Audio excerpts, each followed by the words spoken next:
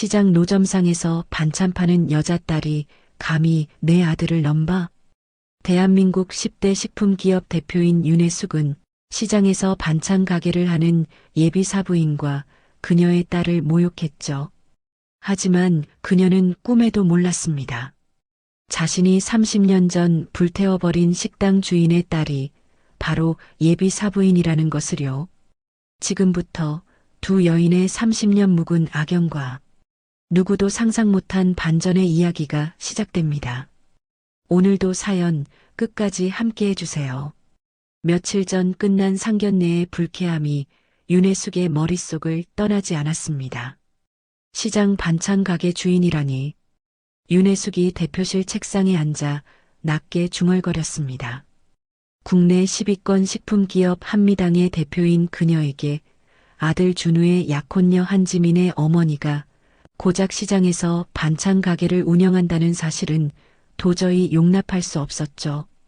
어디서 굴러먹던 말뼈따기야. 윤혜숙은 최고급 원목으로 만들어진 대표실 책상에 앉아 도저히 믿을 수 없다는 듯 낮게 읊조렸습니다. 그녀의 날카로운 눈초리는 책상 한쪽에 위태롭게 놓인 작은 간장병에 머물렀습니다. 바로 그 예비 사부인이라고 나왔던 박선주가 사돈될 사람에게 주는 첫 선물이라며 수줍게 내밀었던 수제 간장이었죠. 세상에 하다하다 이젠 간장을 선물이라고 가져와? 사람 무시하는 것도 유분수지. 윤혜숙은 경멸이 가득 담긴 손길로 간장병을 집어들고는 이리저리 흔들어 보였습니다. 그녀는 코웃음을 치며 간장병을 책상 끝으로 툭 밀어버렸습니다.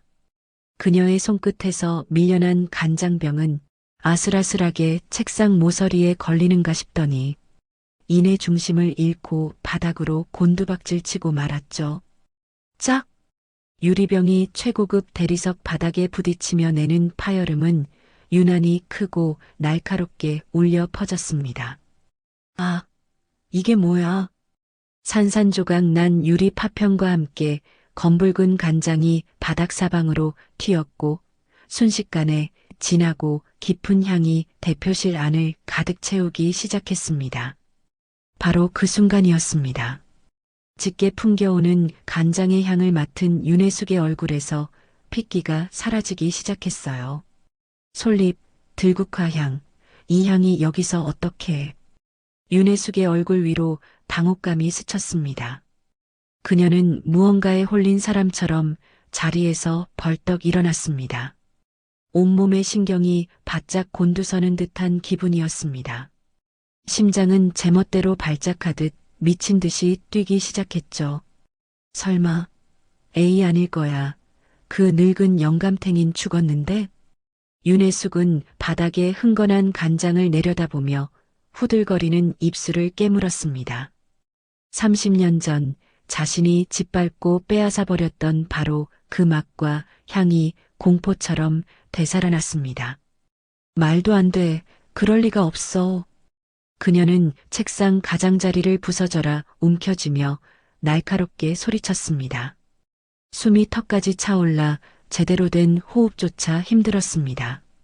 윤혜숙은 떨리는 손으로 책상 위 인터폰 버튼을 거칠게 눌렀습니다. 김 비서. 네, 대표님. 무슨 일이십니까? 인터폰 너머로 언제나처럼 차분한 비서의 목소리가 들려왔습니다. 당장 차 준비해. 지금 당장. 그녀는 거의 비명에 가까운 목소리로 외쳤습니다. 네, 대표님 30분 후에 긴급 이사회가. 취소해. 지금 그게 중요한 게 아니야. 윤혜숙은 책상을 손바닥으로 내리치며 고함을 질렀습니다. 평소에 냉철하고 이성적인 모습은 온데간데 없었죠. 아, 알겠습니다. 바로 준비하겠습니다. 비서의 당황한 목소리가 지지직거리며 끊겼습니다. 윤혜숙은 황급히 핸드백을 집어들며 바닥에 엎질러진 간장을 다시 한번 내려다보았습니다. 아니야, 직접 확인해야 돼. 내 눈으로 직접 확인해야겠어. 그녀는 떨리는 몸을 가까스로 일으켜 사무실 문을 박차고 나갔습니다.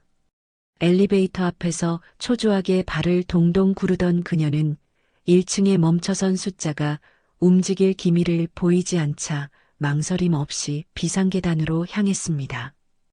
또각, 또각, 또각. 조용한 건물 안에 그녀의 구두 굽소리만이 요란하고 불안하게 울려 퍼졌습니다. 지하 주차장에 도착한 윤혜숙은 숨을 헐떡이며 운전석에 있던 김비서에게 소리쳤습니다. 김비서 내려. 내가 운전해서 갈 거야. 김비서는 당황한 듯 차에서 내렸고 혜숙은 떨리는 손가락으로 내비게이션 화면을 두드렸습니다. 해밀 반찬 가게. 심장이 너무 뛰어 손끝이 제멋대로 움직이는 바람에 주소를 제대로 입력하기까지 3번이나 실패하고 말았죠. 간신히 목적지를 설정한 차가 지하 주차장을 미끄러지듯 빠져나가 도심의 불빛 속으로 뛰어들었습니다. 혜숙의 하얀 손은 핸들을 쥔 채 계속해서 사시나무처럼 떨리고 있었죠. 미친 듯이 뛰는 심장을 애써 억누르며 윤혜숙은 차를 몰았습니다. 얼마나 달렸을까. 익숙하지 않은 동네로 접어들자. 목적지에 도착했습니다. 라는 내비게이션의 안내 멘트가 흘러나왔죠. 차는 왁자지껄한 시장 골목 입구에 멈춰 섰습니다. 윤혜숙은 잠시 핸들에 이마를 기댄 채 가쁜 숨을 골랐어요. 그리고는 결심한 듯 차에서 내려 주변을 둘러보았습니다. 아, 이런 곳에, 정말 이런 곳에 있단 말이야? 그녀가 경멸과 불안이 뒤섞인 목소리로 중얼거리며 핸드백에서 휴대폰을 꺼내 주소를 다시 확인했습니다. 틀림없었죠. 골목 안쪽으로 빛바랜 나무의 서툰 글씨체로 해밀 반찬가게라고 쓰인 작은 간판이 보였습니다. 후, 괜찮아. 설마 아니겠지. 그 간장 아닐 거야. 긴장 풀어 윤혜숙. 윤혜숙은 심호흡을 하며 굳어있던 표정을 풀기 시작했습니다. 지옥의 문턱에 들어서는 심정이었지만 이대로 돌아설 수는 없었어요. 30년간 쌓아 올린 모든 것을 지키기 위해서라도 반드시 확인해야만 했습니다. 공포를 감추고 세상에서 가장 인자하고 우아한 예비 사돈의 얼굴을 만들어야 했죠. 또각, 또각, 또각. 그녀는 억지로 입꼬리를 끌어올려 미소를 만들며 가게 안으로 들어섰습니다. 딸랑 하는 작은 종소리와 함께 구수한 냄새가 그녀를 맞았습니다. 어서 오세요. 어머 안녕하세요. 가게 안쪽 나무를 묻히고 있던 박선주가 고개를 들며 말했습니다. 머리를 대충 틀어 올리고 평범한 시장 앞치마를 두른 모습, 화장기 없는 수수한 얼굴, 그 어디에도 특별한 구석이라고는 없어 보였습니다. 저렇게 평범한 여자가 어떻게 그 맛을, 그 향을, 윤혜숙의 머릿속은 더욱 복잡해졌습니다. 어머 사부인, 제가 드릴 말씀도 있고 해서 인사차 들렀습니다. 윤혜숙이 일부러 한 톤 높은 밝고 명랑한 목소리로 말하며 안으로 들어섰습니다. 여기까지는 어쩐 일로 미리 연락이라도 주시지 그러셨어요. 박선주가 놀란 표정으로 고무장갑을 벗으며 물었습니다. 그 표정에는 정말 아무것도 모르는 사람처럼 순수한 놀라움만 담겨 있는 듯 했어요. 근처 지나는 길에 생각나서 들렀어요. 연락하고 오면 부담스러우실까봐. 윤혜숙은 가게 안을 둘러보며 진열된 반찬들을 훑어봤습니다.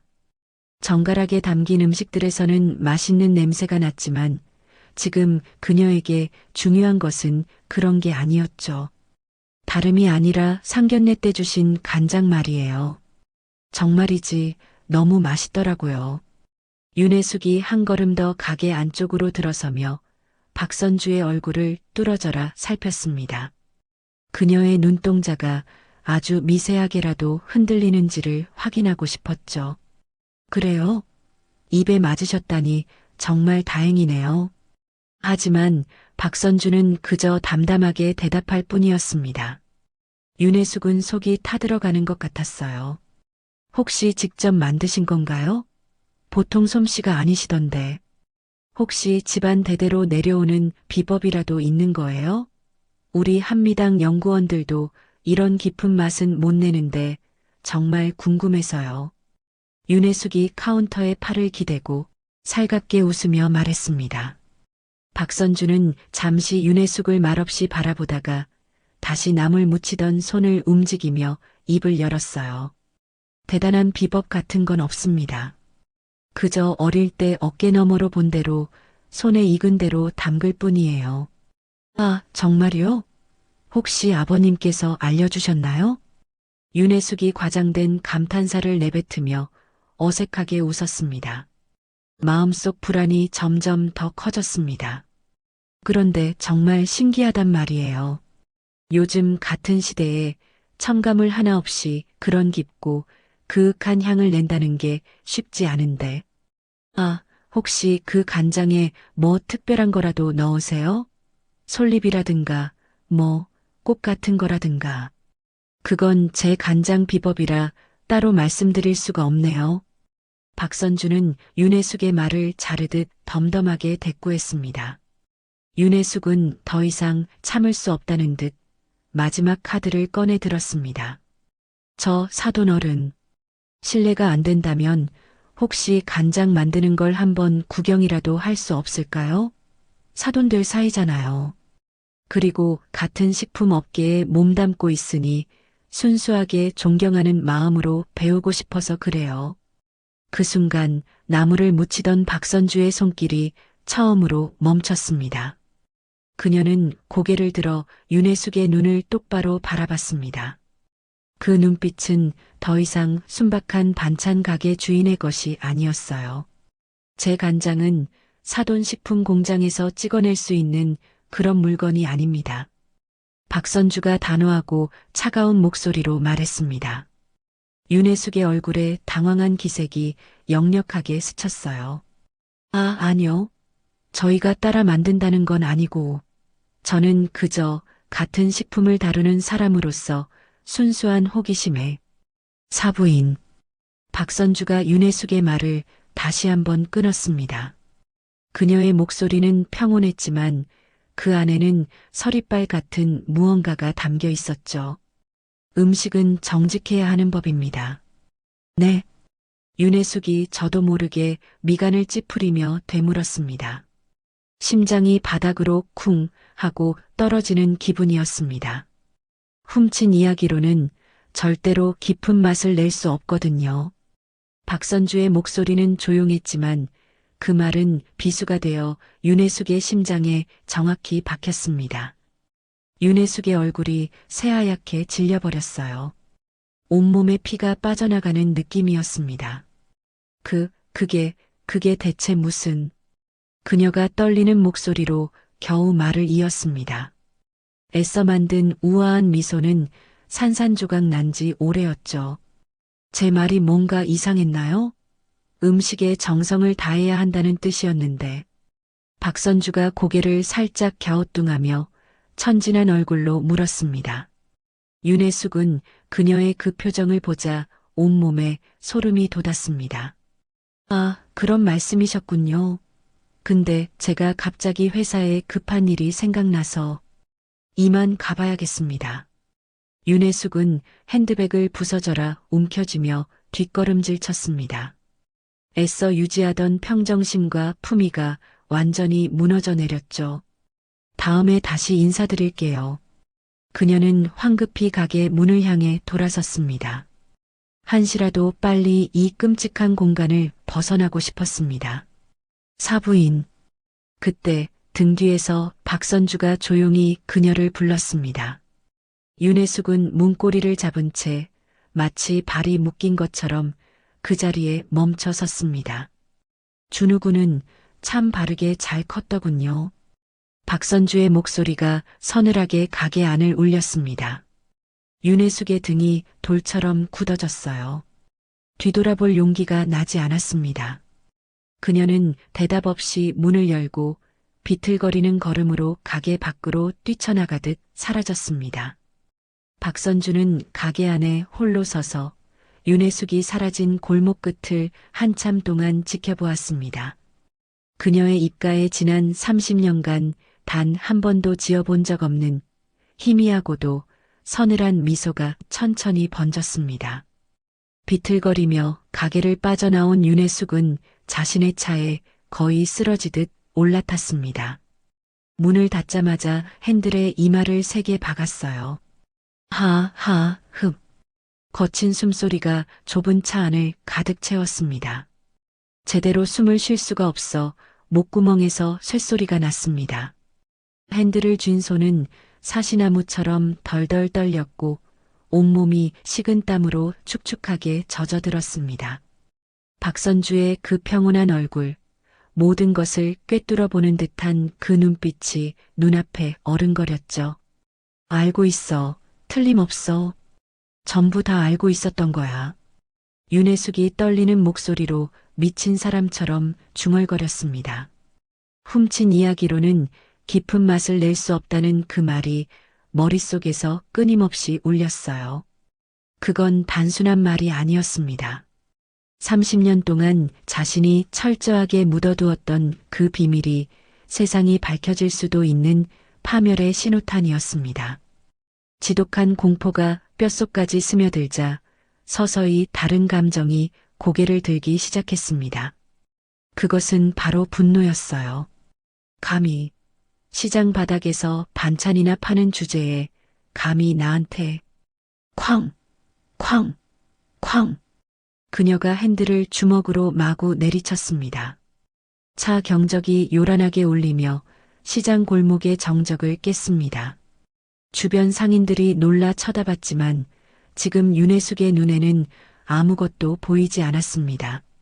그녀는 떨리는 손으로 겨우 시동을 걸고는 바퀴가 헛돌 정도로 세게 가속 페달을 밟아 차를 급하게 출발시켰습니다.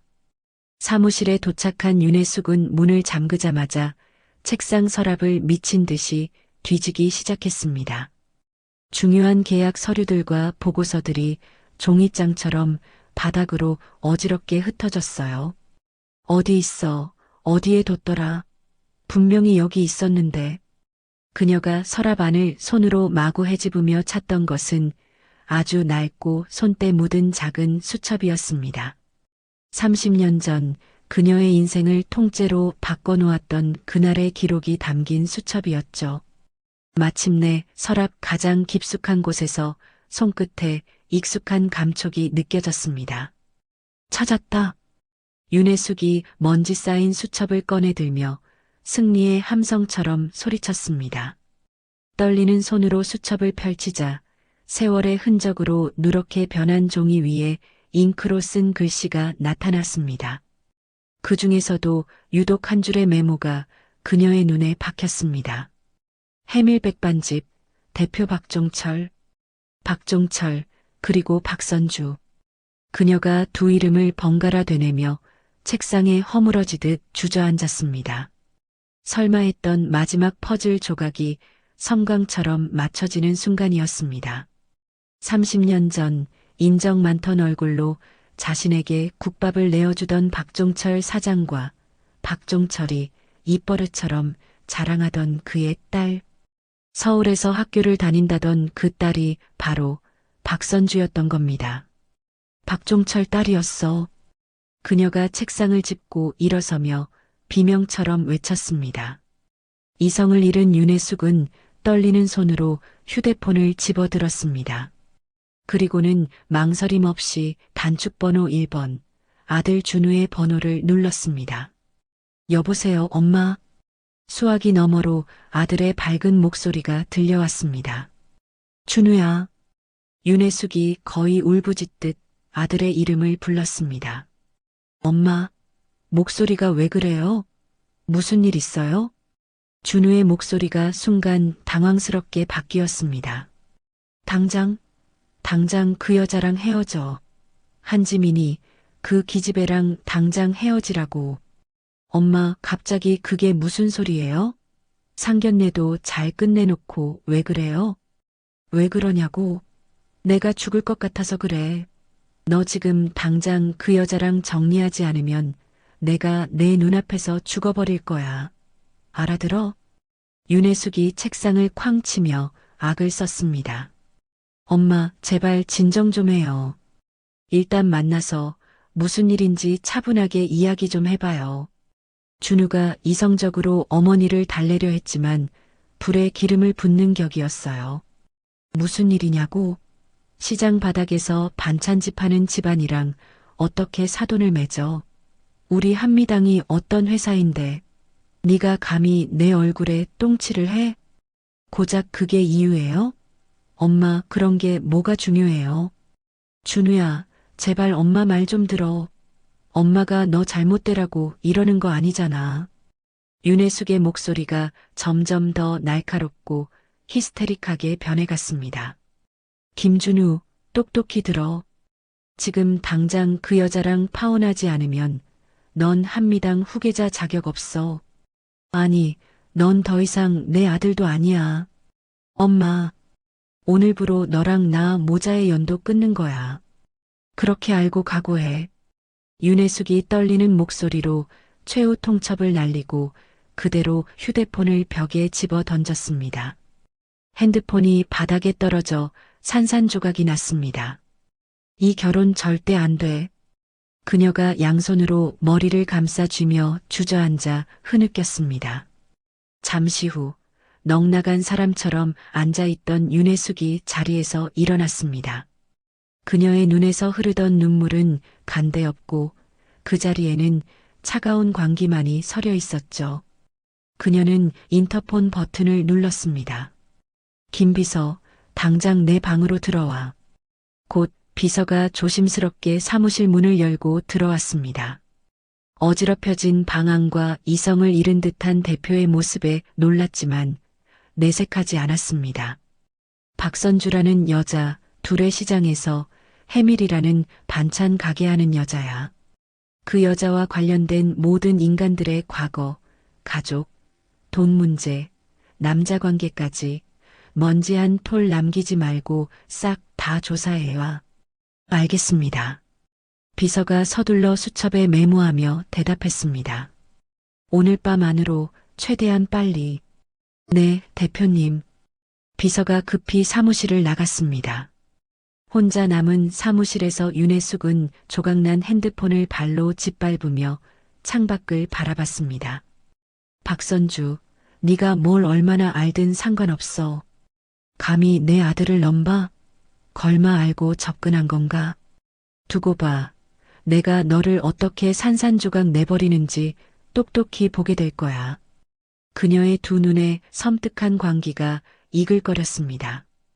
어떻게든 자신의 예비 사부인인 박선주와의 악연을 끊고 자신의 과거를 완벽히 묻어버려야 했습니다. 그것만이 그녀가 평생을 바쳐 이룬 모든 것을 지키는 유일한 길이었습니다. 같은 시각 윤혜숙이 혼비백산하여 도망치듯 사라진 가게 안 박선주는 한참 동안이나 문 쪽에서 시선을 떼지 않았습니다. 그녀의 얼굴에는 통쾌함도 기쁨도 없었죠. 그저 30년이라는 기나긴 세월의 무게가 담긴 깊고 서늘한 평온함만이 감돌 뿐이었습니다. 카운터 의자에 천천히 몸을 기댄 그녀는 팔을 괴고 앉아 텅 빈 가게 안을 둘러보았습니다. 윤혜숙의 떨리던 목소리, 공포로 새하얗게 질렸던 그 얼굴이 어둠 속에서도 선명하게 떠올랐어요. 30년 참 길었네요, 윤혜숙 씨. 박선주가 누구에게랄 것도 없이 낮게 중얼거렸습니다. 그녀의 눈앞에 잿더미처럼 무너져 내렸던 그날의 기억이 마치 어제 일처럼 생생하게 펼쳐지기 시작했습니다. 시간은 30년 전 활기 넘치던 서울의 한 대학가 골목으로 거슬러 올라갔습니다. 허름하지만 정겨운 가게들 사이로 해밀백반집이라는 작은 간판이 걸린 식당이 있었습니다. 저녁 시간이 되자 식당 안은 주머니 가벼운 대학생들로 발 디딜 틈이 없었죠. 사장님, 여기 비지찌개 하나랑 제육 두려. 이모님, 저희 김치찌개는 언제 나와요? 학생들의 정겨운 외침 속에서 식당 주인 박종철이 굵은 땀방울을 닦으며 분주하게 움직였습니다. 박선주의 아버지였죠. 알았다, 알았어.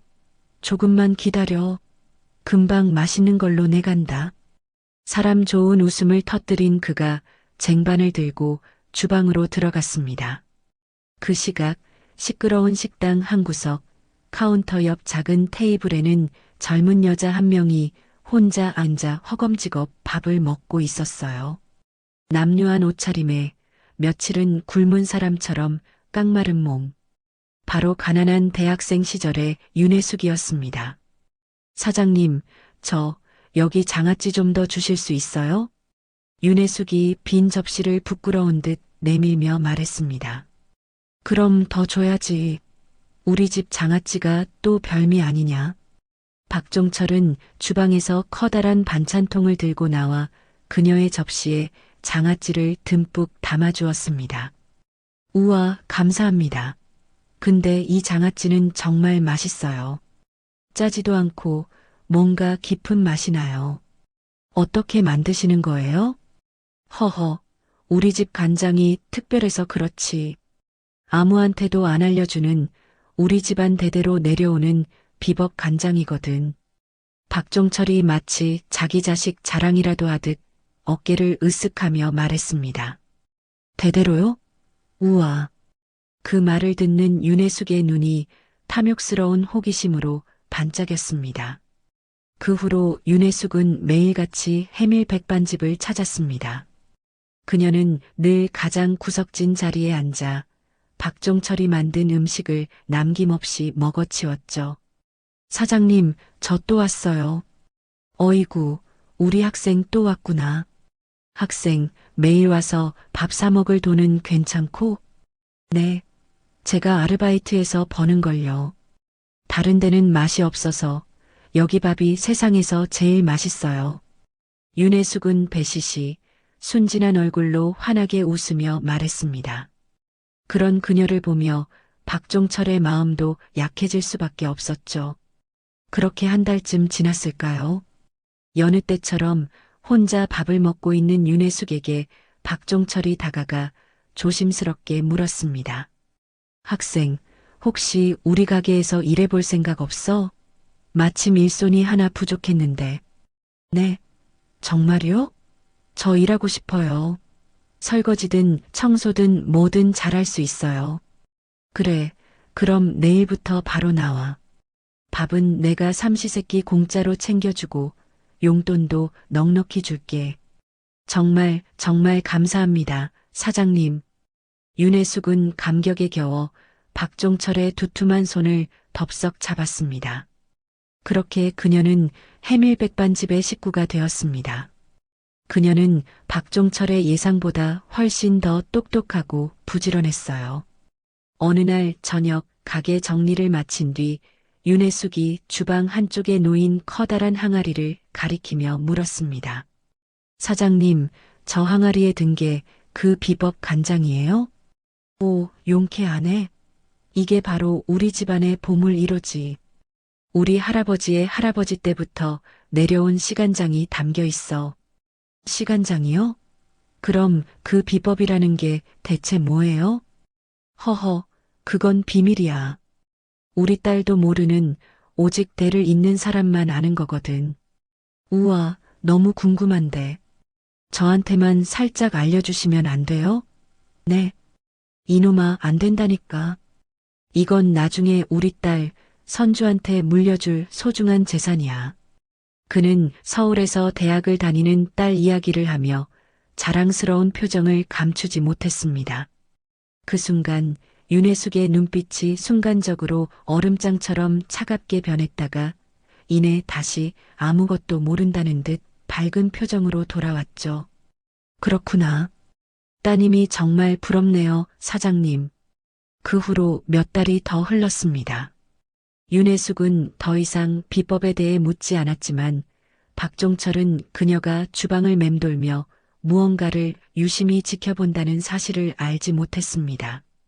그러던 어느 날 저녁 식당 문을 닫고 난 뒤 윤혜숙이 박종철에게 다가왔습니다.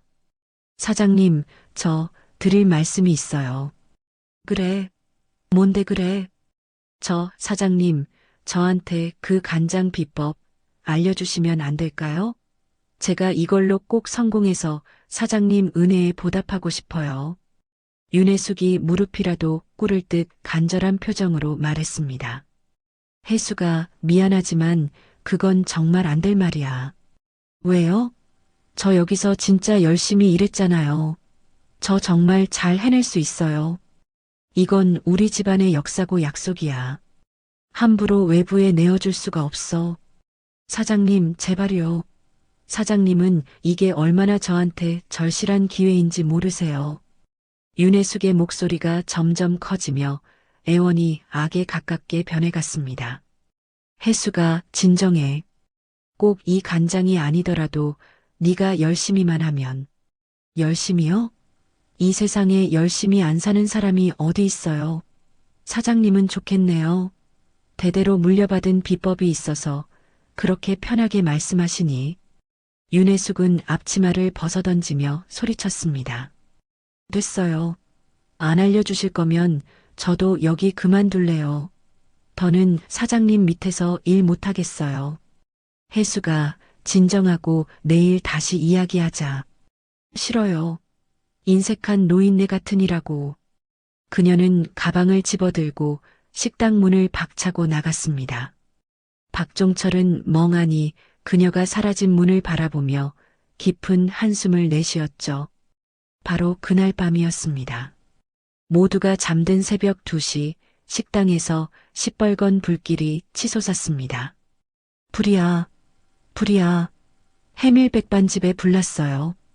잠에서 깬 동네 주민들의 비명소리가 골목을 가득 채웠습니다.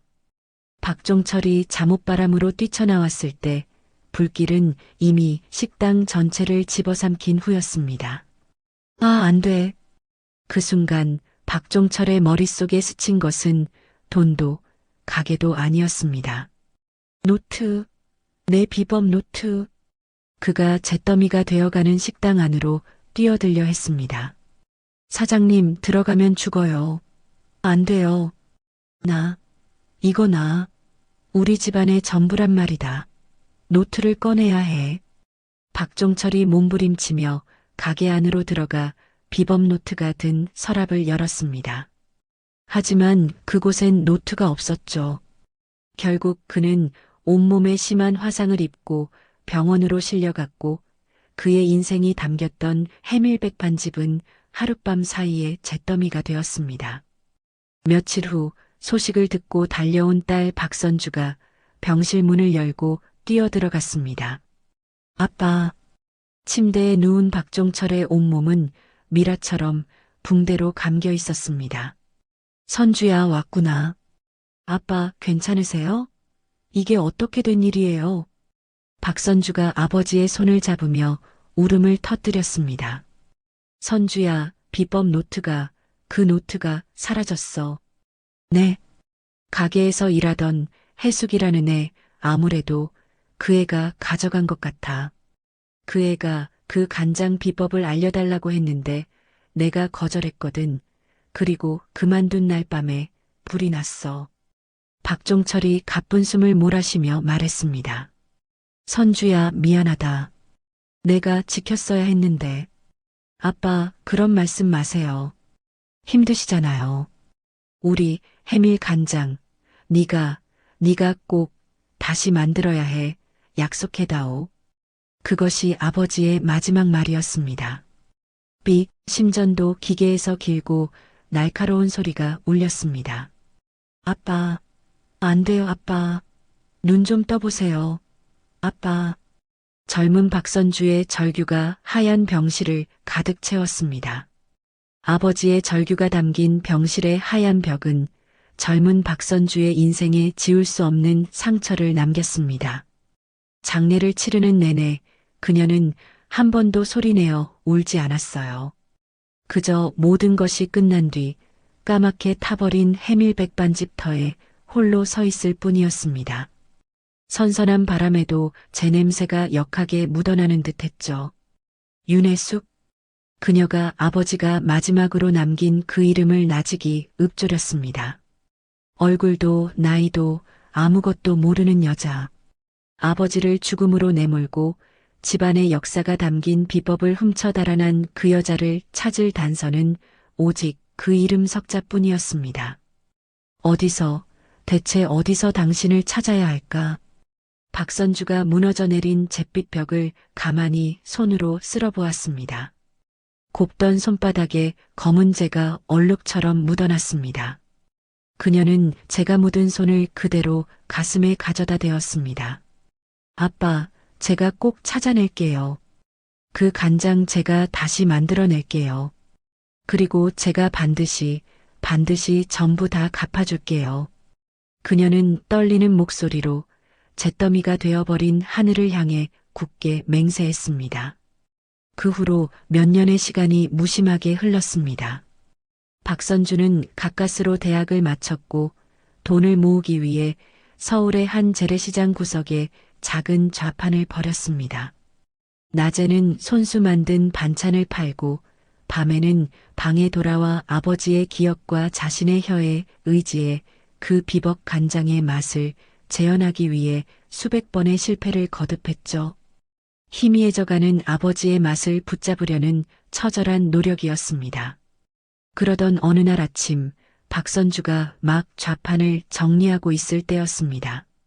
옆가게 아주머니가 그날 나온 신문을 들여다보며 혀를 찼어요. 어머어머 세상에. 대단한 사람이네. 이 기사 보니 선주 아버지 생각나네. 아주머니가 신문을 접었다 폈다 하며 연신 감탄했습니다. 아빠요? 무슨 기사예요, 이모? 박선주가 무심하게 물었습니다. 이것 좀 봐봐. 한미당이라고 새로 생긴 식품회사가 아주 대박이 났대. 젊은 여자가 사장인데 이 집 간장 장아찌가 없어서 못 팔 지경이라잖아. 한미당, 이요? 박선주가 고개를 돌려 신문을 가까이 들여다보았습니다. 경제면 한가운데에 전통의 맛을 되살린 여성 CEO, 한미당 윤혜숙 대표라는 큼지막한 제목과 함께 한 여자의 사진이 대문짝만하게 실려 있었습니다. 값비싼 옷을 차려입고 고급스러운 사무실을 배경으로 환하게 웃고 있는 여자. 그 순간 박선주의 세상이 멈췄습니다. 손에 들고 있던 집게를 바닥에 떨어뜨렸지만 쨍그랑하는 소리조차 들리지 않았어요. 온몸의 피가 차갑게 식는 기분이었습니다. 윤혜숙? 왜 그래? 아는 사람이야? 그녀의 낯빛이 변한 것을 본 아주머니가 걱정스럽게 물었습니다. 아, 아니에요. 그냥 너무 대단한 사람 같아서요. 박선주가 간신히 대답하며 신문에서 눈을 뗐습니다. 하지만 그녀의 머릿속은 이미 윤혜숙이라는 이름과 사진 속 여자의 얼굴로 가득 차버렸죠. 그날 오후 박선주는 장사를 서둘러 접고 시내의 큰 백화점으로 향했습니다. 고급스러운 식품 매장 안 가장 눈에 잘 띄는 곳에 한미당 제품이 산더미처럼 진열된 코너를 어렵지 않게 찾을 수 있었습니다. 어서 오세요, 고객님. 요즘 가장 인기 있는 한미당 제품입니다. 상냥한 직원의 인사에 대답도 없이 박선주는 홀린 듯 간장 장아찌 제품 하나를 집어들었습니다. 포장지에는 신문에서 봤던 윤혜숙의 얼굴이 인자한 미소와 함께 인쇄되어 있었죠. 이거 하나 주세요. 네, 고객님. 정말 좋은 선택하셨어요. 드셔보시면 왜 대박 났는지 바로 아실 거예요. 박선주는 제품을 받아들고 집으로 돌아와 숨을 죽인 채 장아찌 통을 열었습니다. 훅 끼쳐오는 진한 간장 향기. 짜고 인공적인 향이 강한 공장에서 대량 생산한 간장의 냄새였죠. 그녀는 떨리는 손가락으로 간장을 살짝 찍어 맛을 보았습니다. 그 맛의 가장 깊은 곳에 흉내내고 싶어도 절대 흉내낼 수 없는 아버지의 비법이 희미하게 숨쉬고 있었습니다. 솔잎, 들국화. 틀림없어. 아빠 간장에서만 나는 향이야. 그녀가 장아찌 한 조각을 입에 넣고 천천히 씹었습니다. 아버지가 만들던 것처럼 아삭하지도 깊은 풍미가 있지도 않았어요. 하지만 재료의 배합, 맛의 골격이 소름 끼치도록 똑같았습니다. 아버지가 평생을 바쳐 완성한 요리의 영혼을 빼앗아 싸구려 육체에 억지로 구겨 넣은 듯한 끔찍한 맛. 바로 배신의 맛이었습니다. 드디어 찾았구나. 윤혜숙. 박선주가 장아찌 통을 내려놓으며 중얼거렸습니다. 그녀는 서랍 깊숙한 곳에서 낡은 수첩 하나를 꺼냈습니다. 그리고는 신문에서 오려낸 윤혜숙의 사진을 수첩 첫 장에 거칠게 붙였습니다. 당신이 우리 아버지의 노트를 훔쳐간 거였어. 그녀는 당장이라도 한미당 본사로 달려가 윤혜숙의 머리채를 잡고 싶었습니다. 아버지의 복수를 해야 한다는 생각에 피가 거꾸로 솟는 것 같았죠. 하지만 그녀는 사진을 찢을 듯 움켜쥐었던 손을 천천히 폈습니다. 아니야, 아직은 때가 아니야. 박선주가 고개를 저었습니다. 지금 찾아가 봤자 증거도 없고 저 여자는 이미 사회적으로 성공한 존경받는 대표였습니다. 오히려 자신이 영업방해나 무고죄로 잡혀 들어갈 것이 뻔했죠. 주먹? 그런 유치한 복수는 의미 없어. 박선주가 신문 기사를 다시 펼쳤습니다. 윤혜숙의 화려한 사무실과 성공 신화가 담긴 기사를 천천히 읽어 내려갔죠. 당신이 가장 소중하게 여기는 것, 돈과 명예로 쌓아 올린 그 가짜 성을 내가 똑같이 무너뜨려 줄게. 당신이 사람을 배신하고 얻은 성공, 내가 사람으로 무너뜨릴 거야. 그녀의 눈에 차갑고 단단한 결심이 서렸습니다. 그래, 기다리자. 당신이 더 높이, 더 화려하게 올라갈수록 떨어질 때의 고통은 더 잔인하고 클 테니까. 박선주가 수첩을 덮으며 창밖을 바라보았습니다. 서울의 높은 빌딩들이 저녁 노을에 물들어 빛나고 있었습니다.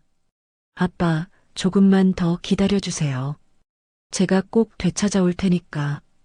다음 날부터 박선주의 삶은 완전히 달라졌습니다. 그녀는 악착같이 장사를 하면서도 틈틈이 윤혜숙과 한미당에 대한 모든 정보를 긁어 모았습니다. 신문 기사를 오려 수첩에 붙이고 한미당의 신제품이 나올 때마다 사서 맛을 보고 분석했죠. 한미당, 대형마트와 독점 계약 체결, 윤혜숙 대표, 올해의 여성기업인 대상 수상, 한미당, 업계 최초 매출 100억 돌파, 윤혜숙의 성공 신화가 담긴 기사 제목들이 수첩을 한 장 한 장 채워나갔습니다. 박선주는 매일 밤 그 기사들을 읽으며 복수의 칼날을 더욱 날카롭게 갈았습니다. 더 올라가 윤혜숙, 더 높이 올라가. 그녀가 수첩에 붙은 윤혜숙의 웃는 사진을 보며 차갑게 속삭였습니다. 그래야 단 한 번에 가장 처절하게 부서져 내릴 테니까. 박선주의 입가에 얼음처럼 차가운 미소가 번졌습니다. 윤혜숙을 향한 복수는 그렇게 시작되었습니다. 당장 달려가 머리채를 잡는 뜨거운 복수가 아닌 아주 차갑고 단단한 긴 세월을 묵묵히 버텨낼 복수였죠. 그녀는 더욱 열심히 반찬을 만들어 시장에서 판매했습니다. 아버지의 모든 것이 담긴 해밀이라는 이름을 내걸고서요. 맛있는 반찬 사세요. 집에서 직접 만든 건강한 반찬입니다. 박선주가 아직은 어색한 목소리로 지나가는 사람들을 향해 외쳤습니다. 하지만 분주하게 오가는 사람들은 그녀의 작은 좌판에 눈길 한 번 주지 않았어요.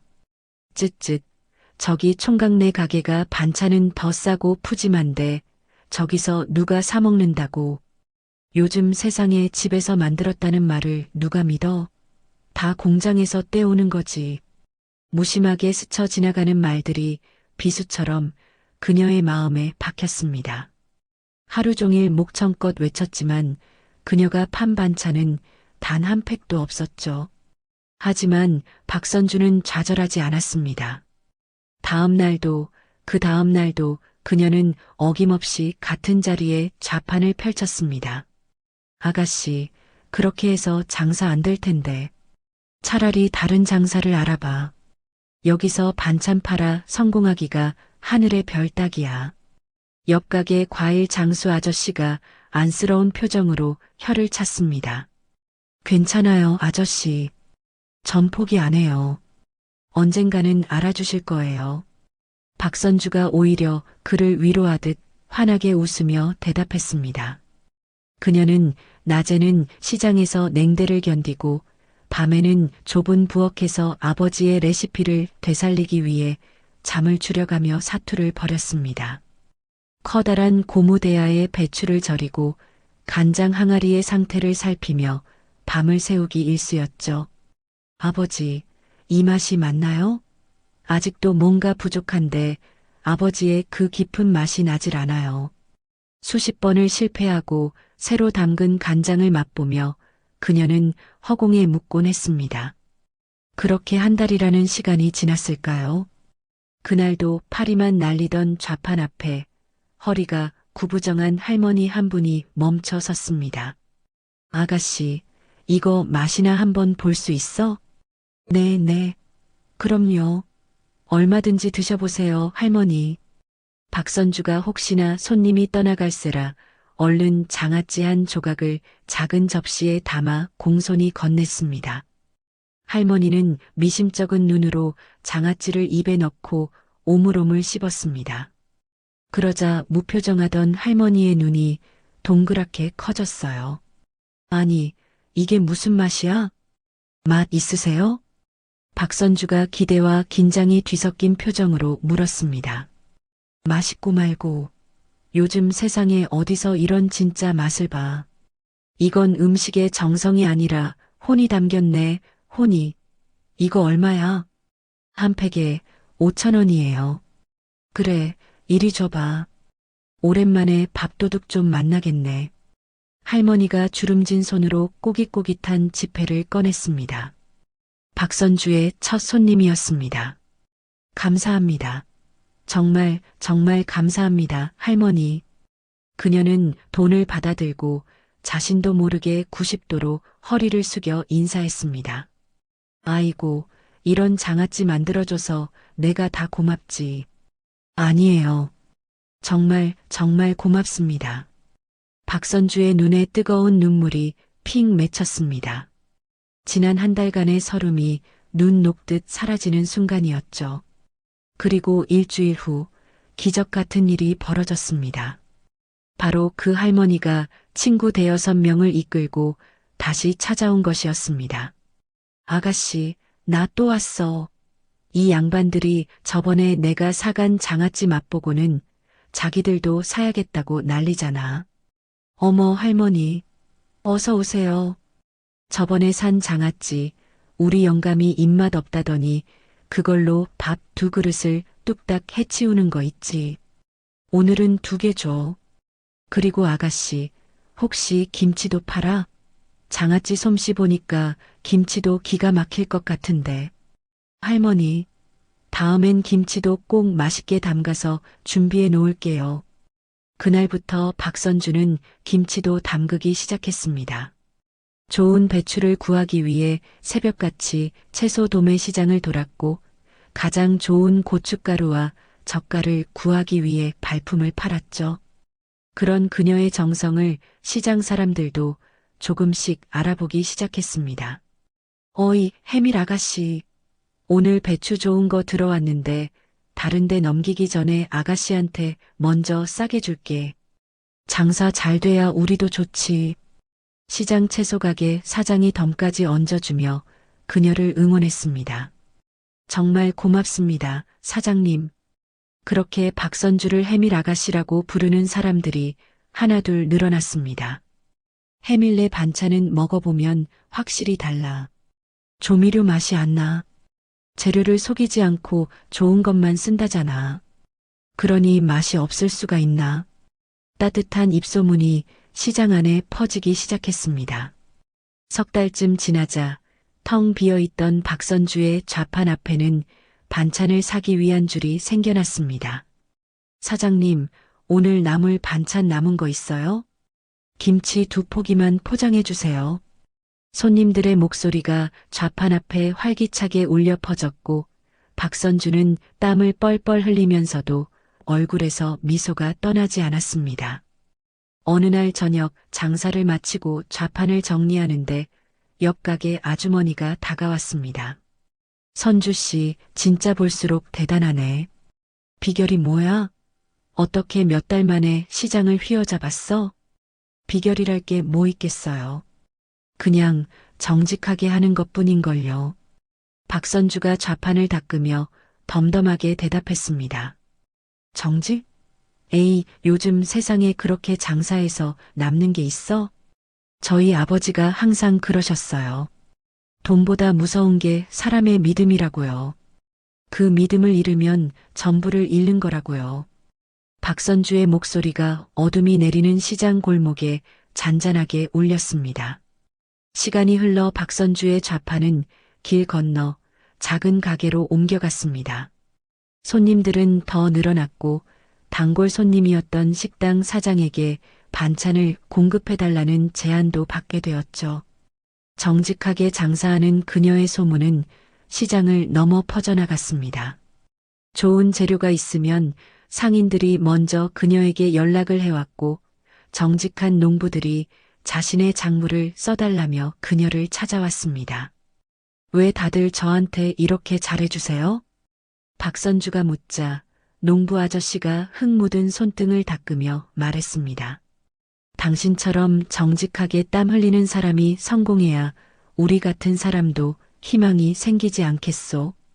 그날 밤 박선주는 작은 가게 안쪽 방으로 돌아와 낡은 수첩을 펼쳤습니다. 수첩 첫 장, 윤혜숙의 환하게 웃는 사진이 여전히 그곳에 붙어 있었습니다. 보고 있나요, 윤혜숙 씨? 박선주가 수첩을 가만히 쓰다듬으며 중얼거렸습니다.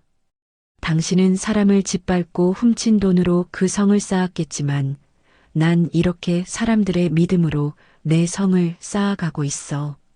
그녀의 눈빛이 어둠 속에서 별처럼 단단하게 빛났습니다. 아빠, 지켜봐 주세요. 제가 아빠의 이름에 부끄럽지 않게 가장 정직한 방법으로 저 여자에게 모든 것을 되돌려 줄게요. 박선주가 창밖을 바라보았습니다. 서울의 화려한 불빛들이 어둠 속에서 반짝이고 있었죠. 거대한 복수를 위한 가장 단단하고 진실한 주춧돌이 시장의 작은 가게에서 그렇게 놓이고 있었습니다. 시장에서 정직하게 쌓아 올린 믿음이라는 주춧돌은 20년이라는 긴 세월이 흐르는 동안 그 누구도 상상하지 못한 단단한 성이 되었습니다.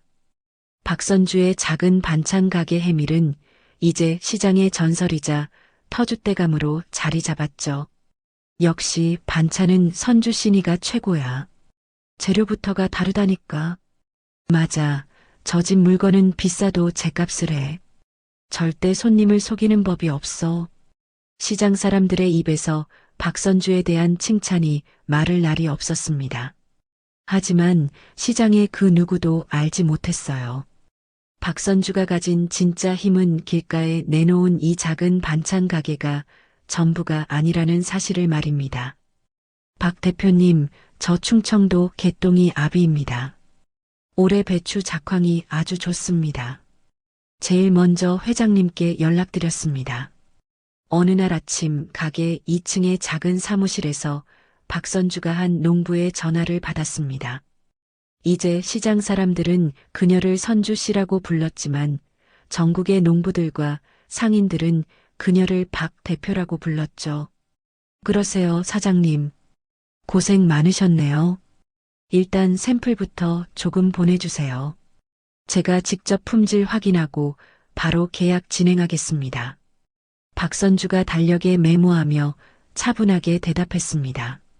그녀가 전화를 끊기가 무섭게 비서 역할을 하는 젊은 직원이 다른 전화 내역을 정리해서 보고했습니다. 대표님, 방금 경상도 고추 농가에서 올해 고춧가루 준비되었다고 연락 왔습니다. 그리고 전라도 젓갈업체에서도 납품일 확인 요청 들어왔어요. 알았어요. 순서대로 확인해서 답신 드린다고 전해주세요. 대금 결제일은 절대 미루지 말고 우리가 약속한 날짜에 정확히 송금해드리고요. 겉보기엔 평범한 가게의 2층이었지만 이곳은 사실상 박선주가 지난 20년간 피땀으로 일궈낸 전국구 농산물 유통망의 심장부 더 본가였습니다. 대표님, 이번 달 전국 거래처 총 거래액이 50억을 넘었습니다. 직원이 흐뭇한 표정으로 보고서를 내밀었습니다. 그래요. 수고 많았어요. 우리와 거래하는 농가들 대금은 전부 정산 완료된 거 맞죠? 네, 어제 날짜로 모두 처리했습니다. 잘했어요. 우리가 농부들과의 약속을 어기면 안 되는 법이니까요. 박선주가 고개를 끄덕이며 말했습니다. 그녀는 지난 20년간 소리 소문 없이 자신만의 제국을 이렇게 쌓아왔습니다. 전국 방방곡곡을 직접 발로 뛰며 정직하고 실력 있는 최고의 농부들과만 직거래 계약을 맺었죠. 그녀가 보증하는 농산물은 언제나 최고의 품질을 자랑했고 대금 지급은 단 하루도 늦은 적이 없었습니다. 박 대표하고 거래하면 절대 떼일 일이 없어.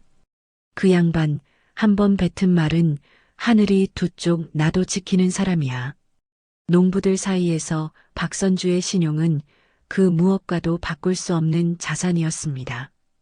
그녀의 보이지 않는 힘은 업계 전체로 뻗어나가기 시작했습니다. 어느 날 국내 5위권의 대형 식품회사 미래식품의 구매팀장이 직접 그녀를 찾아왔습니다. 박 대표님, 저희 미래식품과 거래를 터주시길 부탁드립니다. 말끔한 정장 차림의 남자가 90도로 허리를 숙이며 명함을 내밀었습니다. 미래식품이라면 큰 회사가 아닙니까?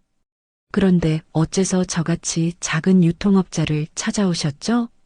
박선주가 차를 따르며 의외라는 듯 물었습니다. 솔직히 말씀드리겠습니다. 요즘 최고급 농산물을 안정적으로 구하기가 너무나 어렵습니다. 이 업계에서 박 대표님이 보증하는 농가들이 최고라는 사실은 모두가 알고 있습니다. 부디 저희에게도 기회를 주십시오. 남자가 간절하게 말했습니다. 박선주는 잠시 생각에 잠겼다가 고개를 끄덕였습니다. 좋습니다. 조건이 맞는다면 거래하지요. 그렇게 박선주의 유통망은 대기업들까지 손을 뻗게 되었습니다. 그리고 아이러니하게도 그 거래처 목록에는 그녀가 평생을 바쳐 복수를 다짐했던 원수의 회사 한미당도 끼어 있었습니다. 대표님, 한미당에서 연락이 왔습니다. 몇 달 전 직원이 조심스럽게 입을 열었습니다. 한미당? 서류를 넘기던 박선주의 손이 순간 허공에서 멈췄습니다. 네, 새로 출시하는 고급 장아찌 라인에 들어갈 최고급 식자재를 공급해달라는 요청입니다. 조건은? 다른 거래처와 동일한 조건입니다. 오히려 웃돈까지 얹어주겠다고 합니다. 박선주는 잠시 창밖을 바라보았습니다. 수십 년의 세월이 담긴 그녀의 눈빛이 차갑게 빛났죠. 계약하세요. 네. 회장님, 하지만 한미당은 박선주의 과거를 어렴풋이 아는 직원이 당황한 표정을 지었습니다. 괜찮아요. 오히려 더 잘된 일이죠. 박선주가 희미하게 그러나 얼음장처럼 차가운 미소를 지었습니다. 저기 내 손으로 키운 먹이를 먹고 살이 찌는 꼴을 직접 볼 수 있을 테니까요.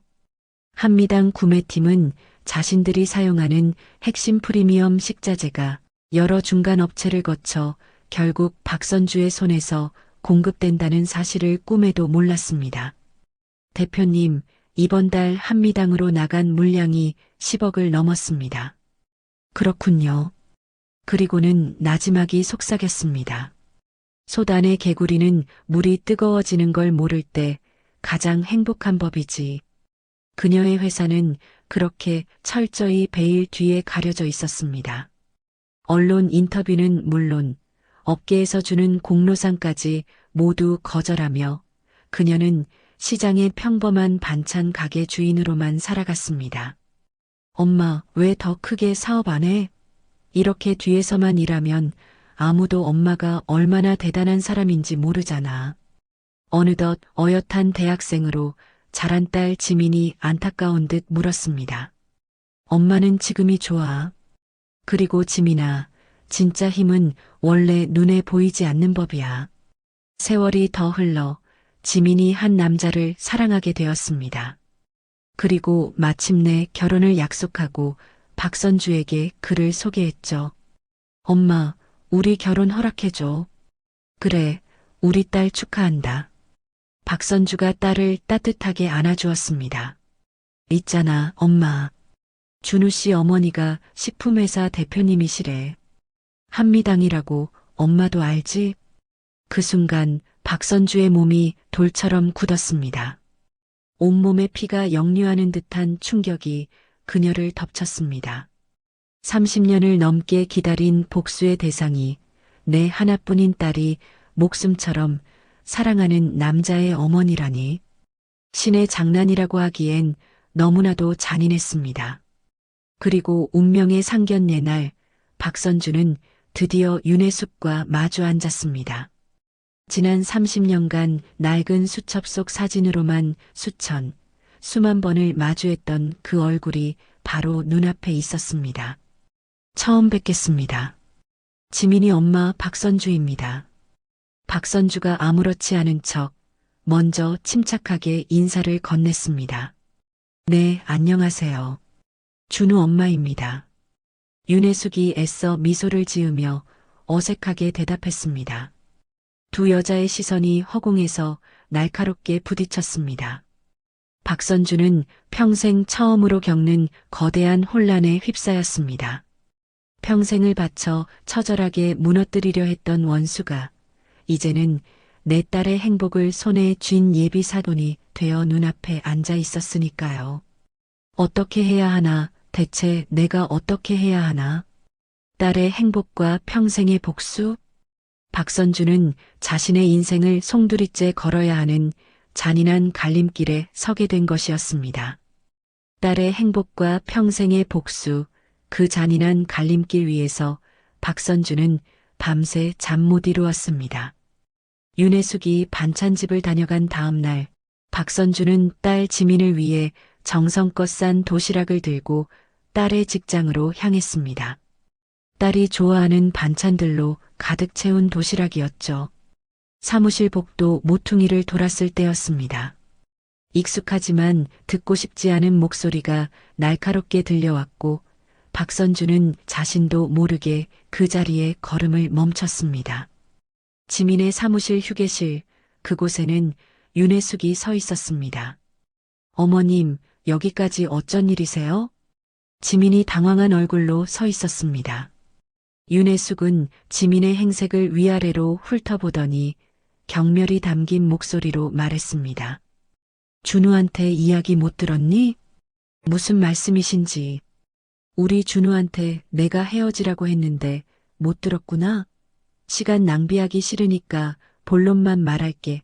시장 바닥에서 반찬이나 파는 집안 며느리. 난 눈에 흙이 들어가도 못 봐. 윤혜숙이 핸드백에서 두툼한 돈 봉투를 꺼내 테이블 위로 던졌습니다. 이거 받아. 이 정도면 똑똑한 지민 씨도 알아들었을 거라 믿어. 우리 준우 만나면서 쓴 시간, 감정, 노력에 대한 보상이라고 생각해. 지민의 얼굴이 새하얗게 질렸습니다. 어떻게 저한테 이런 모욕을 주실 수 있으세요? 모욕? 오히려 기회 아니니? 내 엄마가 평생 반찬 팔아도 만져보지 못할 돈이야. 이걸로 내 인생 수준 바꿀 수 있잖아. 그때였습니다. 복도 모퉁이에 숨죽인 채 서 있던 박선주의 눈에 담겨 있던 따뜻한 온기가 순식간에 사라졌습니다. 그 자리에는 30년간 벼려온 복수의 칼날보다 더 서늘하고 무서운 분노가 자리 잡았죠. 딸의 자존심이, 사랑이 눈앞에서 돈으로 짓밟히는 광경은 그녀의 마지막 망설임마저 제로 만들어버렸습니다. 박선주는 조용히 뒤돌아섰습니다. 그녀의 손에 들린 도시락이 차갑게 식어가고 있었습니다. 그리고 바로 다음 날 아침, 윤혜숙의 거짓된 성을 향한 무자비한 심판이 시작되었습니다. 대표님, 큰일 났습니다. 정말 큰일 났어요. 고요하던 대표실의 아침 공기를 찢으며 김 비서가 노크도 없이 문을 거의 부술듯이 열고 뛰어들어왔습니다. 아침부터 무슨 소란이야? 천천히 말해. 윤혜숙은 전날 아들과의 통화로 심기가 불편한 상태에서 짜증 섞인 목소리로 서류에서 눈을 떼지 않은 채 말했습니다. 공장에서 방금 비상 연락이 왔는데 오늘 아침부터 모든 식자재 공급이 전부 일제히 끊겼다고 합니다. 뭐, 그게 무슨 소리야? 윤혜숙이 그제야 고개를 들고 자리에서 벌떡 일어났어요. 배추, 고춧가루, 젓갈, 마늘, 프리미엄 라인에 들어가는 모든 원자재 공급이 약속이나 한 듯 동시에 중단됐답니다. 그게 말이 된다고 생각해? 당장 구매팀장, 아니, 임원들 전부 내 방으로 호출해. 윤혜숙이 책상을 손바닥으로 내려치며 고함을 질렀습니다. 10분도 채 되지 않아 구매팀장이 사색이 된 얼굴로 식은 땀을 뻘뻘 흘리며 대표실로 들어왔습니다. 대표님 부르셨습니까? 김 팀장, 이게 도대체 어떻게 된 일이야? 우리랑 10년 넘게 거래한 업체들이 왜 하루아침에 공급을 끊어? 이유가 뭐야? 윤혜숙이 금방이라도 멱살을 잡을 듯한 기세로 다그쳤습니다. 저희도 그 이유를 전혀 모르겠습니다. 동시다발적으로 통보를 받자마자 모든 거래처에 전화해 봤는데, 그래서 이유가 뭐래? 다들 죄송하지만 더는 한미당과 거래가 어렵게 됐다는 말만 반복하고 일방적으로 전화를 끊어버립니다. 구매팀장이 거의 울먹이는 목소리로 대답했습니다. 이유도 말 안 하고 우리한테 받을 돈도 아직 남아있는 업체들이? 네, 아무런 설명도 없이 마치 누가 지시라도 내린 것처럼 똑같이 행동하고 있습니다. 윤혜숙의 얼굴이 하얗게 질리기 시작했습니다. 이건 단순한 사고가 아니었습니다. 명백히 누군가의 의도가 담긴 공격이었죠. 당장 다른 업체를 알아봐. 돈을 2배, 3배를 주고서라도 물량 확보해. 이미 밤새 수소문하고 있습니다만 그 어떤 업체도 저희 한미당과 거래하려 하지 않습니다. 뭐라고? 심지어 지금까지 한 번도 거래한 적 없는 새로운 업체들조차 저희 회사 이름만 듣고는 곤란하다며 전화를 끊습니다. 마치 업계 전체에서 저희를 따돌리는 것 같습니다. 구매팀장이 고개를 완전히 숙인 채 말했습니다. 윤혜숙은 다리에 힘이 풀리는 것을 느끼며 비틀거리다 의자에 주저앉았습니다. 심장이 쿵쾅거리며 머릿속이 어지러웠어요. 그때였습니다. 최악의 상황에서 그녀의 머릿속에 마지막 동아줄이 떠올랐습니다. 바로 업계의 숨은 실세로 통하는 최고급 식자재 유통업체 더본가였죠. 더본가에라도 당장 연락해. 돈은 얼마가 들어도 상관없어. 좀 더 비싸더라도 거래량을 대폭 늘려서라도 당장 우리 제품 전체 라인에 들어갈 식자재부터 공급받아 오란 말이야. 윤혜숙이 마지막 희망을 붙잡으려는 듯 절박하게 소리쳤습니다. 네, 바로 연락하겠습니다. 구매팀장이 허둥지둥 휴대폰을 들고 대표실 구석으로 가 전화를 걸었습니다. 잠시 후 그는 더욱 절망적인 표정으로 돌아왔습니다. 대표님, 방금 더 본가 측과 통화했습니다만. 그래서 계약하기로 했어? 돈은 얼마든지 준다고 했지? 그게 기존에 계약된 최소 물량 외에는 현재 전국적으로 재고가 부족해서 추가 공급은 어렵다고 합니다. 재고가 부족해? 국내 최고 유통망이라는 것들이 재고 관리도 제대로 못한단 말이야. 윤혜숙이 이성을 잃고 소리쳤습니다. 그녀는 마지막 동아줄마저 썩어 문드러지는 기분이었습니다. 안 되겠어. 내가 직접 가야지. 그 회장이라는 사람, 얼굴 한 번 본 적 없지만 직접 만나서 단판을 짓겠어. 주소 알아봐, 당장. 네. 지금 바로 확인하겠습니다. 김 비서가 노트북으로 다급하게 주소를 검색하기 시작했습니다.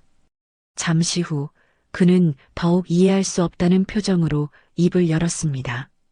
저, 대표님, 주소가 좀 이상합니다만. 이상하다니? 그게 무슨 소리야? 주소지가 시장 안에 있는 해밀 반찬 가게 2층으로 되어 있습니다. 뭐? 해밀 반찬 가게? 윤혜숙의 미간이 세차게 구겨졌습니다. 하필이면 박선주의 그 가게 이름이었습니다. 하필 또 그 가게 2층이야? 사람 놀리는 것도 아니고 제대로 확인한 거 맞아? 네, 사업자 등록 주소지가 분명히 맞습니다. 대표님. 순간 윤혜숙의 머릿속에 불길한 예감이 스쳤지만 지금은 그런 것을 따질 때가 아니었습니다. 지푸라기라도 잡아야 했죠. 상관없어. 그게 창고든 판잣집이든 내가 직접 가서 그 회장이라는 사람 얼굴 보고 해결하겠어. 차 준비해, 당장. 윤혜숙은 분노와 절박함이 뒤섞인 얼굴로 핸드백을 낚아채듯 들고 사무실을 나섰습니다. 그녀는 자신이 지금 지난 30년간 외면했던 과거의 심장부로 그리고 자신의 목을 조를 단두대를 향해 제 발로 걸어가고 있다는 사실을 전혀 알지 못했습니다. 윤혜숙을 태운 검은색 세단이 시장 골목 입구에 위태롭게 멈춰 섰습니다. 정말 이런 곳에 있다는 말이야? 여긴 다시는 쳐다보기도 싫었는데. 윤혜숙은 중얼거리며 핸드백을 고쳐쥐고 사람들 사이를 헤치며 걸어갔습니다.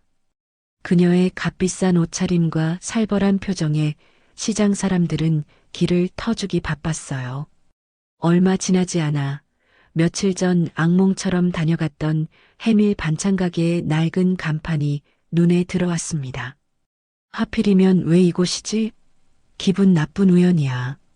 그녀는 불길한 예감을 애써 떨쳐내며 가게 옆 2층으로 올라가는 좁고 낡은 계단을 찾아냈습니다. 계단을 한 칸 한 칸 오를수록 시장의 소음은 멀어졌고 등 뒤로는 서늘한 기운이 느껴졌습니다. 마침내 2층에 다다르자 낡은 복도 끝에 깔끔한 나무 문 하나가 보였습니다. 문에는 더 본가라는 이름이 새겨진 작고 단정한 명패가 붙어 있었죠. 숨어서 장사하는 걸 보니 대단한 사람은 아닌가 보네.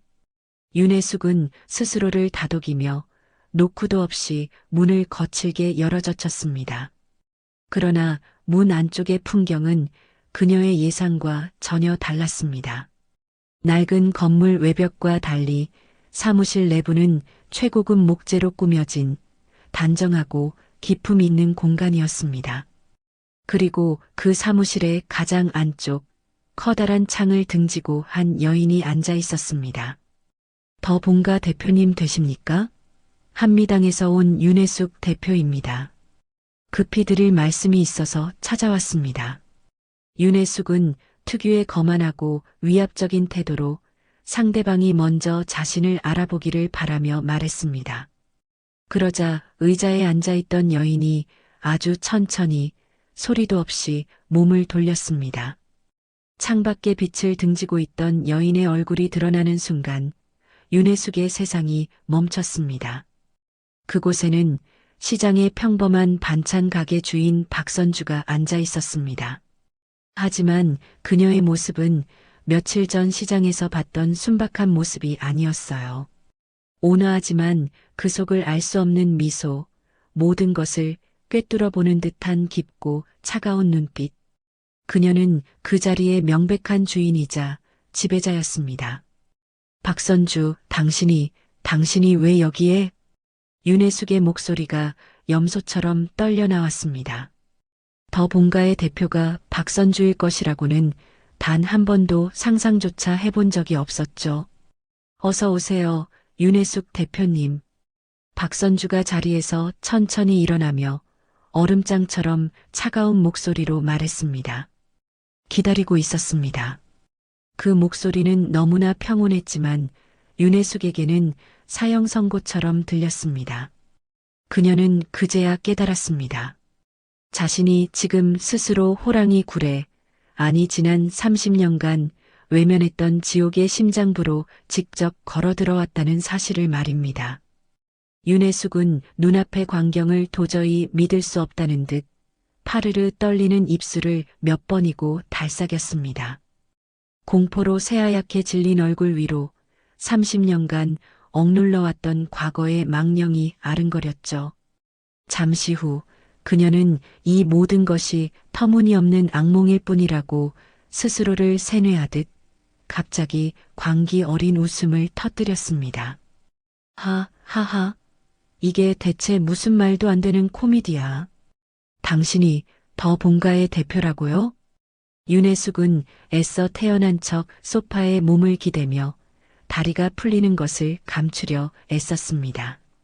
박선주는 그런 그녀의 발악을 그저 조용히 그리고 차갑게 지켜볼 뿐이었습니다. 30년 전 그날 밤부터 당신이 걸어온 모든 길을 나는 지켜보고 있었어요. 박선주가 얼음처럼 차가운 목소리로 말했습니다. 당신은 우리 아버지를 속여 평생의 비법이 담긴 노트를 훔쳤고 그날 밤 우리 가족의 모든 것이었던 가게에 불을 질렀죠. 그리고 그 잿더미 위에서 당신은 한미당이라는 거짓의 성을 쌓아 올렸어요.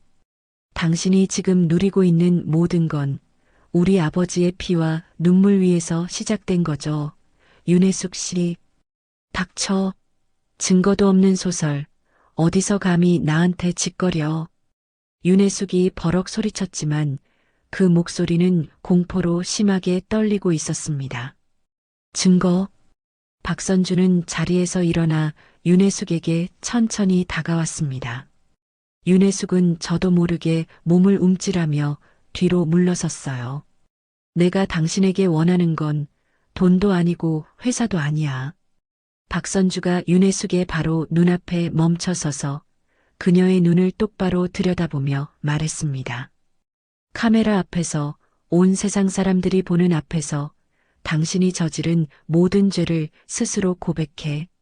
그리고 30년 전 당신의 탐욕 때문에 억울하게 돌아가신 우리 아버지께 무릎 꿇고 용서를 구해. 뭐라고? 그게 당신이 살 수 있는 내가 주는 마지막 기회이자 유일한 길이야. 박선주의 최후 통첩에 윤혜숙은 잠시 멍하니 그녀를 바라보다가 이내 다시 경멸적인 웃음을 터뜨렸습니다. 그녀는 박선주의 제안에서 증거가 불충분하다는 약점을 읽어냈다고 생각했죠. 결국 증거가 없다는 소리를 길게도 하는군. 30년이나 지난 일을 네가 뭘로 증명할 건데? 이제 두려움이 사라진 윤혜숙의 얼굴에는 다시 오만함이 가득했습니다. 이깟 식자재 공급? 웃기지 마. 돈이면 다 해결돼. 내가 지금부터 다른 유통 라인을 뚫는데 얼마나 걸릴 것 같아? 세상에 돈으로 안 되는 건 없어, 박선주. 너같이 무식한 것들은 평생 이해 못할 세상이지. 윤혜숙은 승리자처럼 당당하게 몸을 돌렸습니다. 기자회견? 용서? 꿈깨. 난 내게 용서를 구할 이유도 필요도 없어. 네가 가진 보잘것없는 힘으로 날 위협했다고 생각하면 큰 오산이야. 그녀는 차가운 말을 내뱉으며 더 이상 볼 일 없다는 듯 사무실 문을 향해 걸어갔습니다. 박선주는 그런 윤혜숙의 뒷모습을 미동도 없이 바라볼 뿐 그녀를 붙잡지 않았습니다. 문이 닫히기 직전 윤혜숙은 마지막으로 고개를 돌려 박선주를 쏘아보았습니다. 두고 봐. 오늘 네가 한 짓 내가 어떻게 갚아주는지. 쾅! 문이 거칠게 닫혔습니다. 홀로 남은 박선주는 그녀의 입가에서 나직한 한숨과 함께 혼잣말이 새어나왔습니다. 기회는 단 한 번뿐이었는데 어리석은 사람. 다음 날 윤혜숙의 회사는 더 소란스러워졌습니다. 대표님, 큰일 났습니다. 김 비서가 파랗게 질린 얼굴로 조심스럽게 말을 이었습니다. 또 뭐가 있어? 조금 전 저희가 납품하고 있는 백화점 3곳에서 동시에 계약 해지 통보서가 이메일로 도착했습니다. 뭐라고? 윤혜숙이 방금 주저앉았던 의자에서 다시 벌떡 일어나며 비명을 질렀습니다. 저희 프리미엄 장아찌 라인을 납품하던 곳들인데 갑자기 정체불명의 소비자 민원이 폭주했다며 품질 문제를 제기하고 있습니다. 품질 문제? 단 한 번도 문제된 적 없던 우리 제품에 무슨 문제가 있다고. 저희도 도무지 이해가 가지 않습니다. 지난주까지만 해도 추가 발주를 넣겠다던 곳들이었는데 비서가 덜덜 떨리는 손으로 서류를 내밀었습니다. 윤혜숙은 그 서류를 빼앗듯 집어들었다가 내용을 확인하지도 않고 갈기갈기 찢어 바닥에 내던졌습니다. 박선주, 네가 뭔데? 백화점 납품까지 건드리는 거야. 그녀가 짐승처럼 으르렁거리며 중얼거렸습니다. 비서와 구매팀장은 겁에 질려 서로의 얼굴만 쳐다볼 뿐이었습니다. 나가. 둘 다 당장 내 눈앞에서 사라져. 윤혜숙이 책상 위에 서류 뭉치를 집어 그들에게 집어던졌습니다. 두 사람은 황급히 사무실을 빠져나갔죠. 혼자 남은 윤혜숙은 떨리는 손으로 휴대폰을 집어들었습니다. 그리고는 상견례 때 받아두었던 박선주의 번호를 눌렀어요. 신호음이 몇 번 울리지 않아 전화가 연결되었습니다. 여보세요. 수화기 너머로 박선주의 지극히 차분하고 평온한 목소리가 들려왔습니다.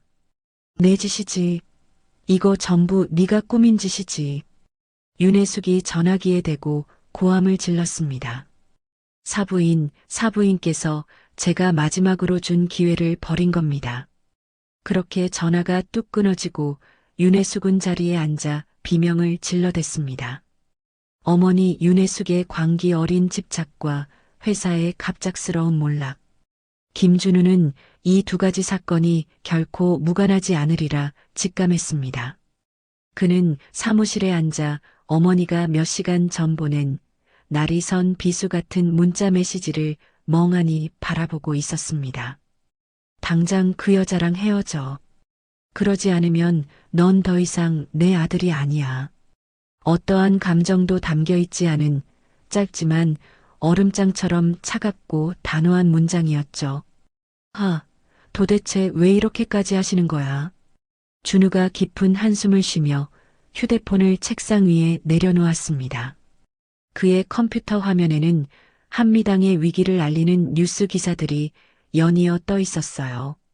한미당, 원자재 수급의 심각한 차질, 모든 공장 생산 중단, 주요 백화점 3사, 한미당 제품 품질 문제로 계약 해지 통보. 이상해. 모든 게 너무 이상해. 준우가 기사를 소리내어 읽으며 중얼거렸습니다. 어머니의 비정상적일 만큼 격렬한 반대와 회사가 창립 이래 최대의 위기를 맞은 것이 마치 약속이라도 한 듯 같은 시기에 일어났습니다. 이것이 과연 단순한 우연일 수 있을까요? 준우는 퇴근 후 집으로 가지 않고 곧장 어머니의 회사로 차를 몰았습니다. 대표님께서는 지금 안 계십니다. 1층 로비의 경비원이 그를 알아보고 말했습니다. 그러세요? 그럼 잠깐 대표실에 좀 들렀다 가겠습니다. 준우는 엘리베이터를 타고 최고층으로 올라갔습니다. 대표실 문을 열자 불도 켜지 않은 어둠 속에서 어머니가 거대한 소파에 파묻히듯 앉아 있었습니다. 엄마. 준우가 놀라 황급히 실내등을 켰습니다. 환하게 드러난 어머니의 얼굴은 며칠 밤낮을 센 사람처럼 헬쑥하고 위태로워 보였어요. 넌 여길 왜 왔어? 볼일 없으면 돌아가. 윤혜숙이 지친 목소리로 아들을 밀어냈습니다. 엄마, 괜찮으세요? 회사 일 때문에 많이 힘드신 거 알아요. 그래도 식사는 하셔야죠. 너 때문이야. 이 모든 게 다 너 때문이라고. 윤혜숙이 핏발선 눈으로 준우를 노려보았습니다. 네, 저 때문이라니요? 그게 무슨... 네가 그 기집애랑만 헤어지면 돼. 그러면 이 모든 게 다 해결될 수 있어. 당장 헤어져. 엄마, 제발 그만하세요. 지민이가 대체 뭘 그렇게 잘못했는데요? 준우가 어머니 앞에 다가가 앉으며 애원했습니다. 잘못? 그의 어미가 문제야. 박선주, 그 여자가 문제라고. 박선주 어머니요? 그분은 왜요? 정말 좋으신 분이잖아요. 넌 아무것도 모르니까 그냥 닥치란 말이야. 윤혜숙이 날카롭게 소리를 질렀습니다. 준우는 더 이상 묻지 않고 말없이 어머니를 집까지 모셔다 드리고 돌아왔습니다. 다음 날 준우는 회사에 휴가를 내고 아무도 없는 어머니의 서재로 향했습니다. 분명히 뭔가 단서가 있을 거야. 그가 서재 문을 열고 들어갔습니다. 책장을 샅샅이 뒤지고 모든 서랍을 열어보았죠. 한참을 찾던 중 그는 책장 뒤편 구석에 놓인 낡고 먼지 쌓인 상자 하나를 발견했습니다. 이건 뭐지? 준우가 상자를 꺼내 조심스럽게 열었습니다. 묵은 먼지가 뭉게뭉게 피어올랐죠. 상자 안에는 한미당의 역사가 담긴 오래된 서류들이 가득했습니다. 초창기 사업계획서, 각종 계약서, 그리고 낡은 노트 몇 건이 들어 있었어요. 그 중에서도 유독 손때가 많이 묻은 표지에 아무것도 쓰여 있지 않은 노트 하나가 그의 눈에 띄었습니다.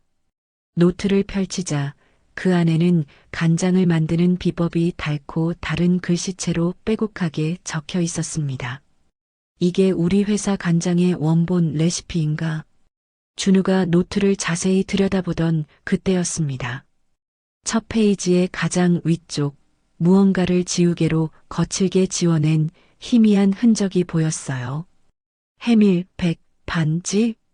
준우가 눈을 가늘게 뜨고 간신히 그 글씨를 읽었습니다. 그리고는 온몸이 굳어버렸죠. 해밀? 해밀은 지민이 어머니 가게 이름이잖아. 그의 손이 가늘게 떨리기 시작했습니다. 준우는 급히 노트를 들고 노트북 앞에 앉아 떨리는 손으로 검색창에 해밀백 반집을 쳐넣었습니다. 이내 관련 기사들이 화면에 떠올랐습니다.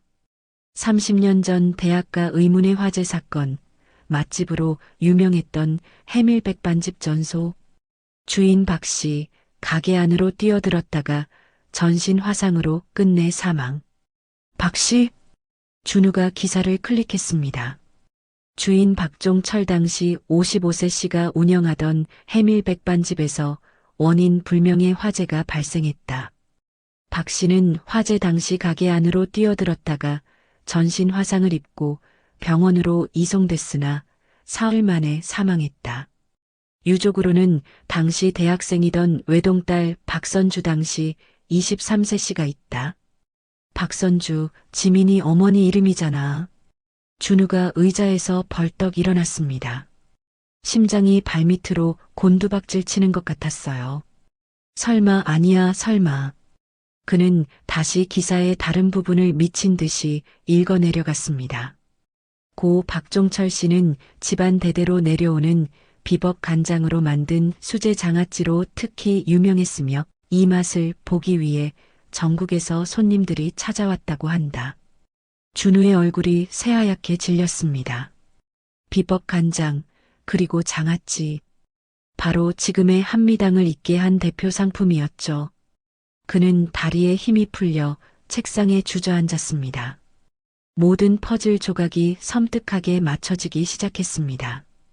어머니가 왜 그토록 박선주라는 이름을 들으며 경기를 일으켰는지, 왜 지민이와의 결혼을 목숨 걸고 반대하는지, 그리고 왜 한미당이 하루아침에 무너져 내리고 있는지. 엄마가 훔친 거였어? 준우의 목소리가 공허하게 떨렸습니다. 그는 다시 기사를 검색했습니다. 화재 원인 미상으로 종결, 그러나 현장 상황으로 보아 방화 가능성도 제기돼. 방화? 준우가 머리를 감싸쥐었습니다. 아니야, 이럴 리가 없어. 하지만 모든 증거들은 너무나도 명확하게 단 한 사람, 존경하고 사랑했던 자신의 어머니를 가리키고 있었습니다. 그는 신락 같은 희망이라도 붙잡고 싶은 심정이었습니다. 이 모든 것이 끔찍한 오해이기를, 어머니가 결코 그런 악독한 사람이 아니라는 반증을 찾고 싶었죠. 준우는 다시 낡은 상자 안을 미친 듯이 뒤지기 시작했습니다. 어머니의 무죄를 증명해줄 무언가를, 혹은 이 모든 것을 부정할 단 하나의 단서라도 찾기 위해서였습니다.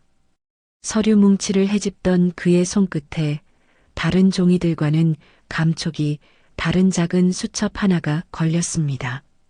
1995년이라고 적힌 낡은 다이어리였습니다. 이건 엄마의 다이어리? 준우는 떨리는 손으로 다이어리를 펼쳤습니다. 젊은 시절 어머니의 단정한 글씨체가 빼곡히 적혀 있었죠. 그는 홀린 듯 화재 사건 날짜 근처의 페이지를 찾아 넘겼습니다.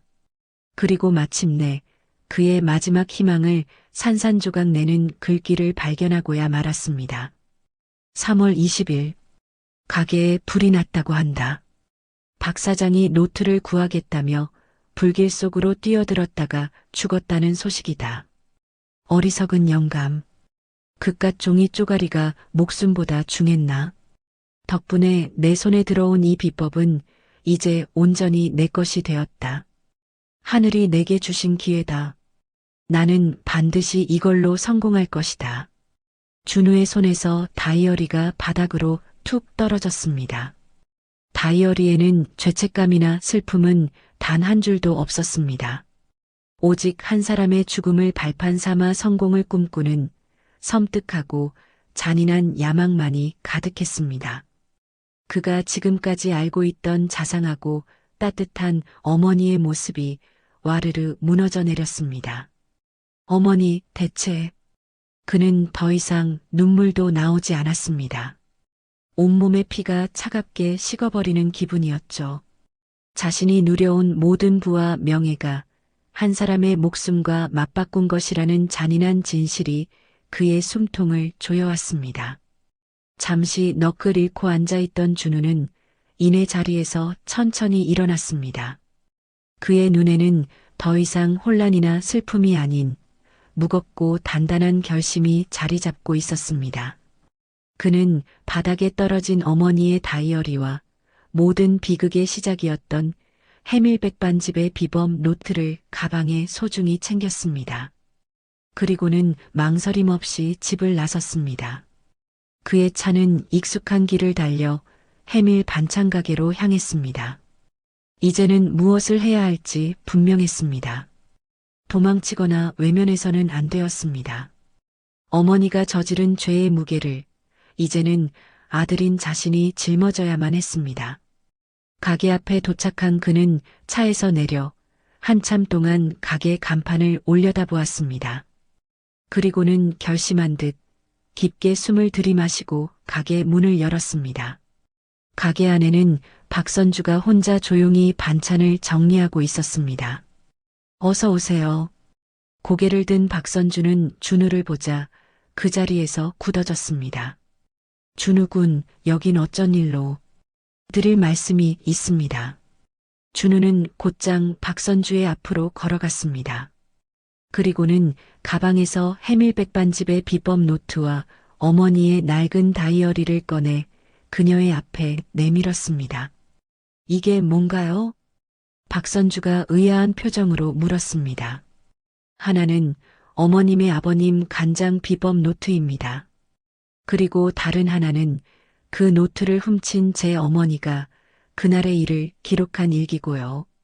박선주의 눈이 충격으로 크게 흔들렸습니다. 그녀가 떨리는 손으로 노트를 받아드는 순간 준우가 그녀의 앞에 무릎을 꿇었습니다. 준우군, 지금 이게 무슨 짓이에요? 어서 일어나요. 박선주가 놀라 소리쳤습니다. 제 어머니가 저지른 끔찍한 죄를 제가 대신 사죄드립니다. 준우가 고개를 깊이 숙였습니다. 일어나세요. 당신 잘못이 아니지 않습니까? 아닙니다. 저는 지금까지 아무것도 모른 채 행복하게 자랐습니다. 그러니 저의 죄이기도 합니다. 어머님의 아버님께서 평생을 바쳐 이루신 모든 것을 저희 가족이 빼앗았습니다. 죄송합니다. 정말 죄송합니다.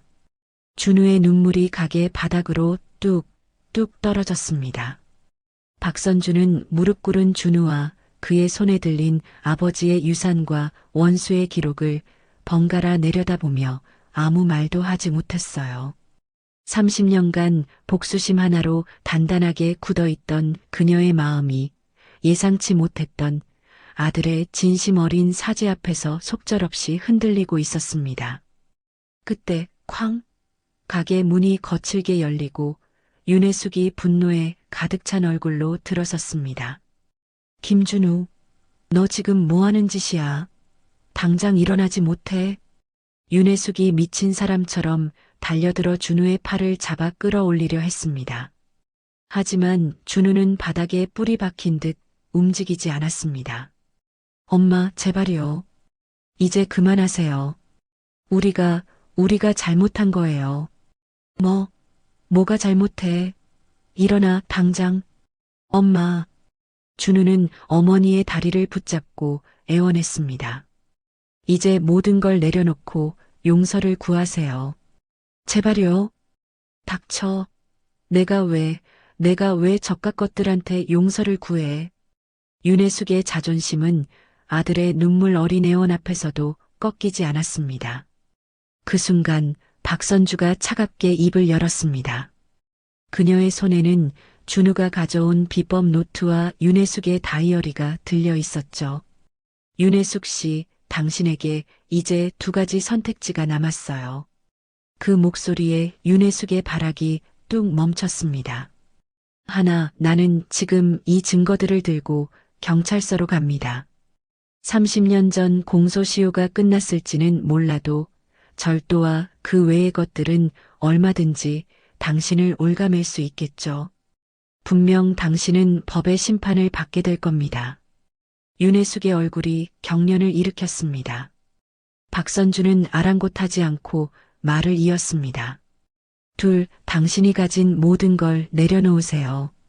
당신이 훔친 것으로 이룩한 한미당, 그리고 그로 인해 축적한 모든 재산을요. 모든 걸 다 내려놓으라고? 윤혜숙이 어이가 없다는 듯 비웃었습니다. 그럼 난 뭘 먹고 살라는 소리야? 그건 내 알 바가 아니에요.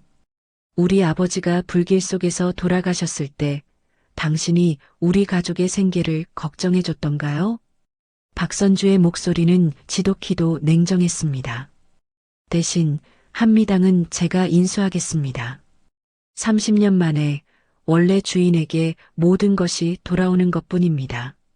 미쳤구나. 네가 드디어 내가 평생을 바쳐 쌓아 올린 걸 그냥 내놓으라고?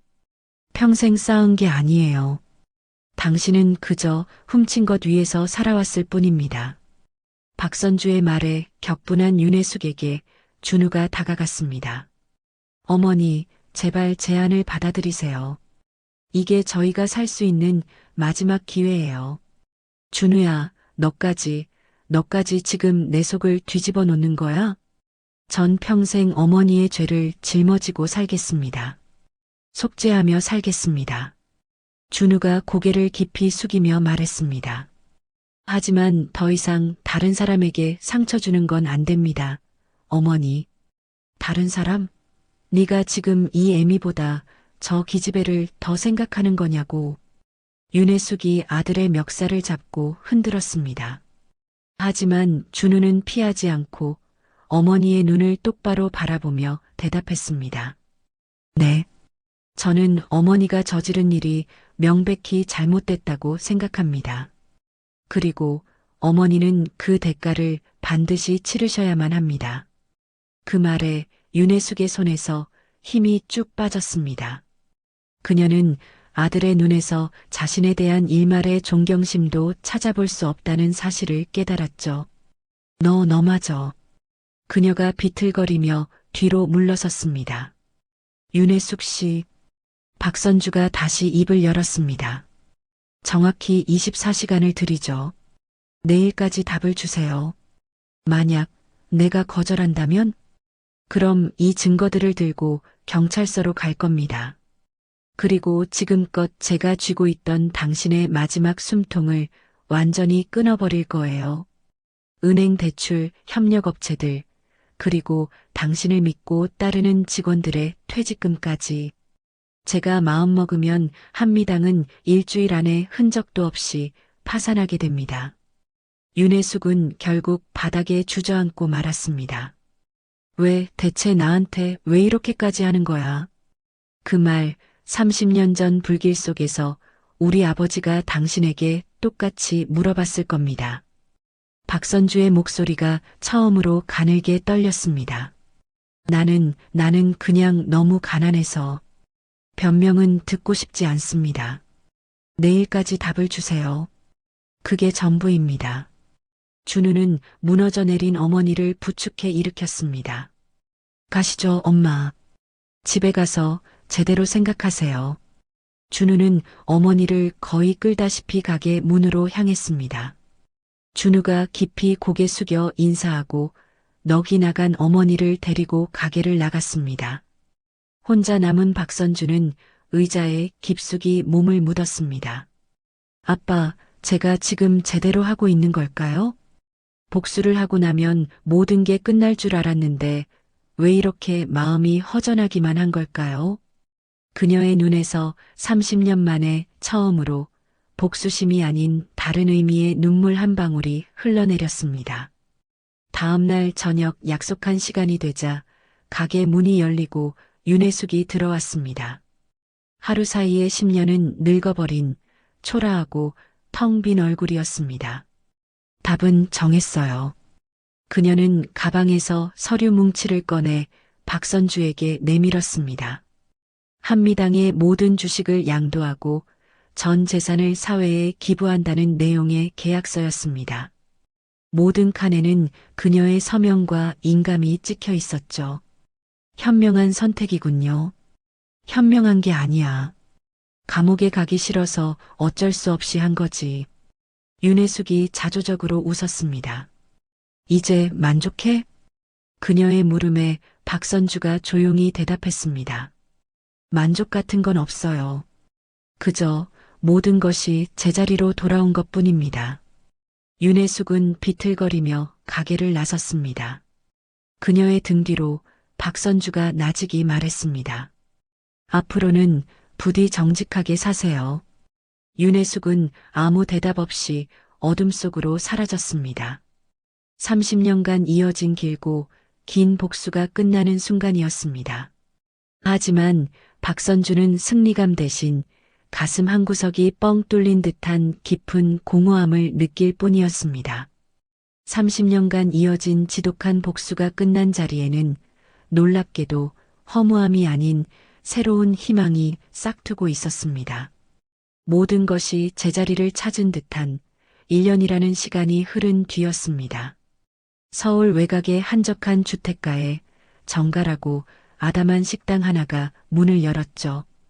해밀 유기농 밥상. 준우와 지민이 끔찍했던 과거를 딛고 함께 일궈낸 소중한 공간이었습니다. 손님, 주문하신 된장찌개 정식 나왔습니다. 지민이 특유의 환한 미소를 지으며 손님상에 음식을 정성껏 내려놓았습니다. 와, 냄새가 정말 구수하네요.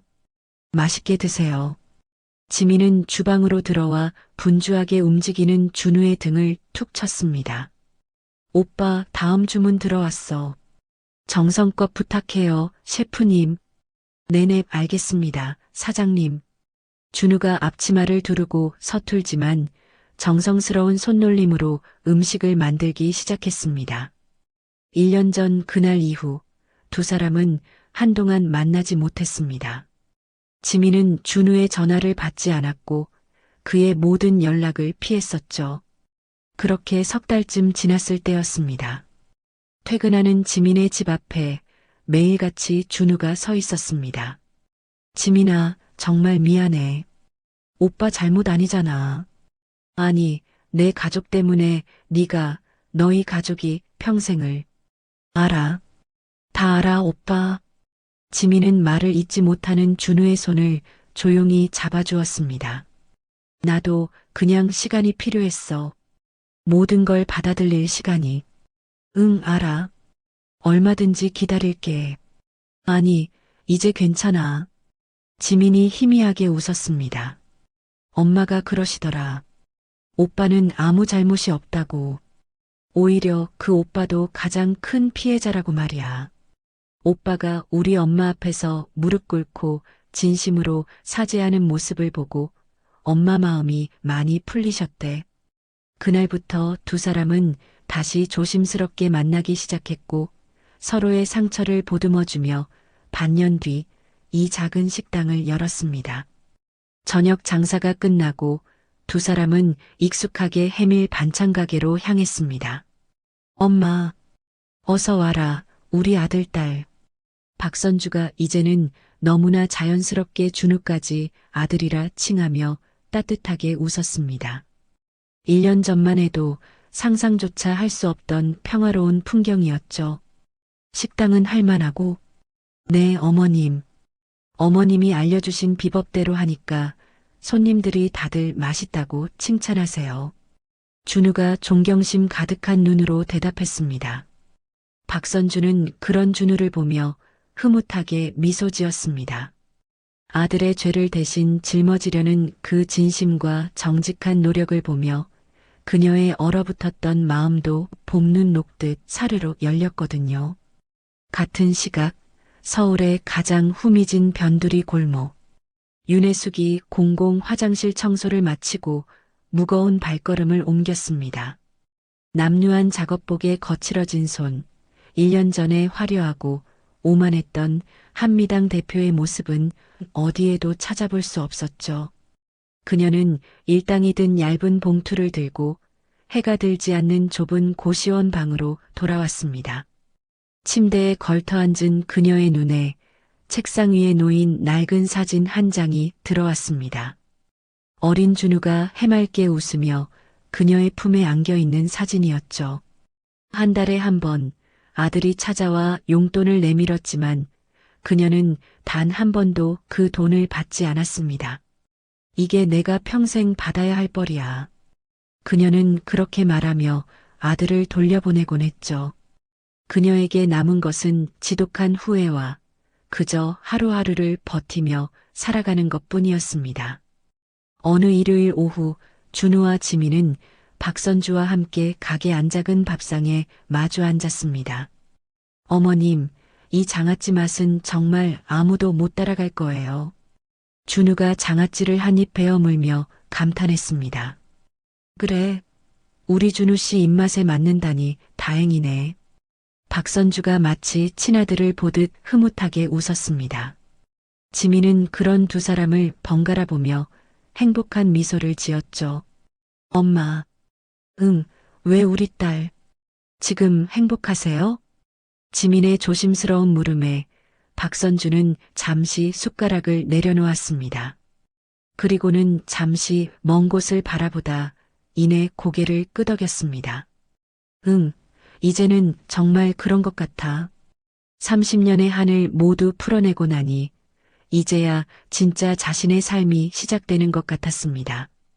복수보다 소중한 것이 세상에 있다는 것을 그녀는 이제야 깨닫게 된 것이었죠. 차가운 가을 바람이 불어와 그녀의 머리카락을 부드럽게 흩날렸습니다. 박선주는 처음으로 진심에서 우러나오는 평온한 미소를 지었습니다. 시장의 등불들이 하나둘 켜지고 그녀는 다시 가게 안으로 들어가 불을 켰습니다. 오늘도 누군가의 저녁 식탁을 채워줄 정성 가득한 반찬을 만들 시간이었습니다. 오늘 이야기 어떠셨나요? 혹시 끝까지 함께 해주신 분이 계시다면 잘 들었다고 댓글 하나만 남겨주세요. 여러분에게도 따뜻하고 빛나는 날들이 찾아올 거예요. 구독과 좋아요는 다음 이야기를 이어가는 큰 힘이 됩니다. 지금까지 오늘도 사연이었습니다. 더 깊고 따뜻한 이야기로 다시 찾아뵐게요. 편안한 하루 보내세요. 감사합니다.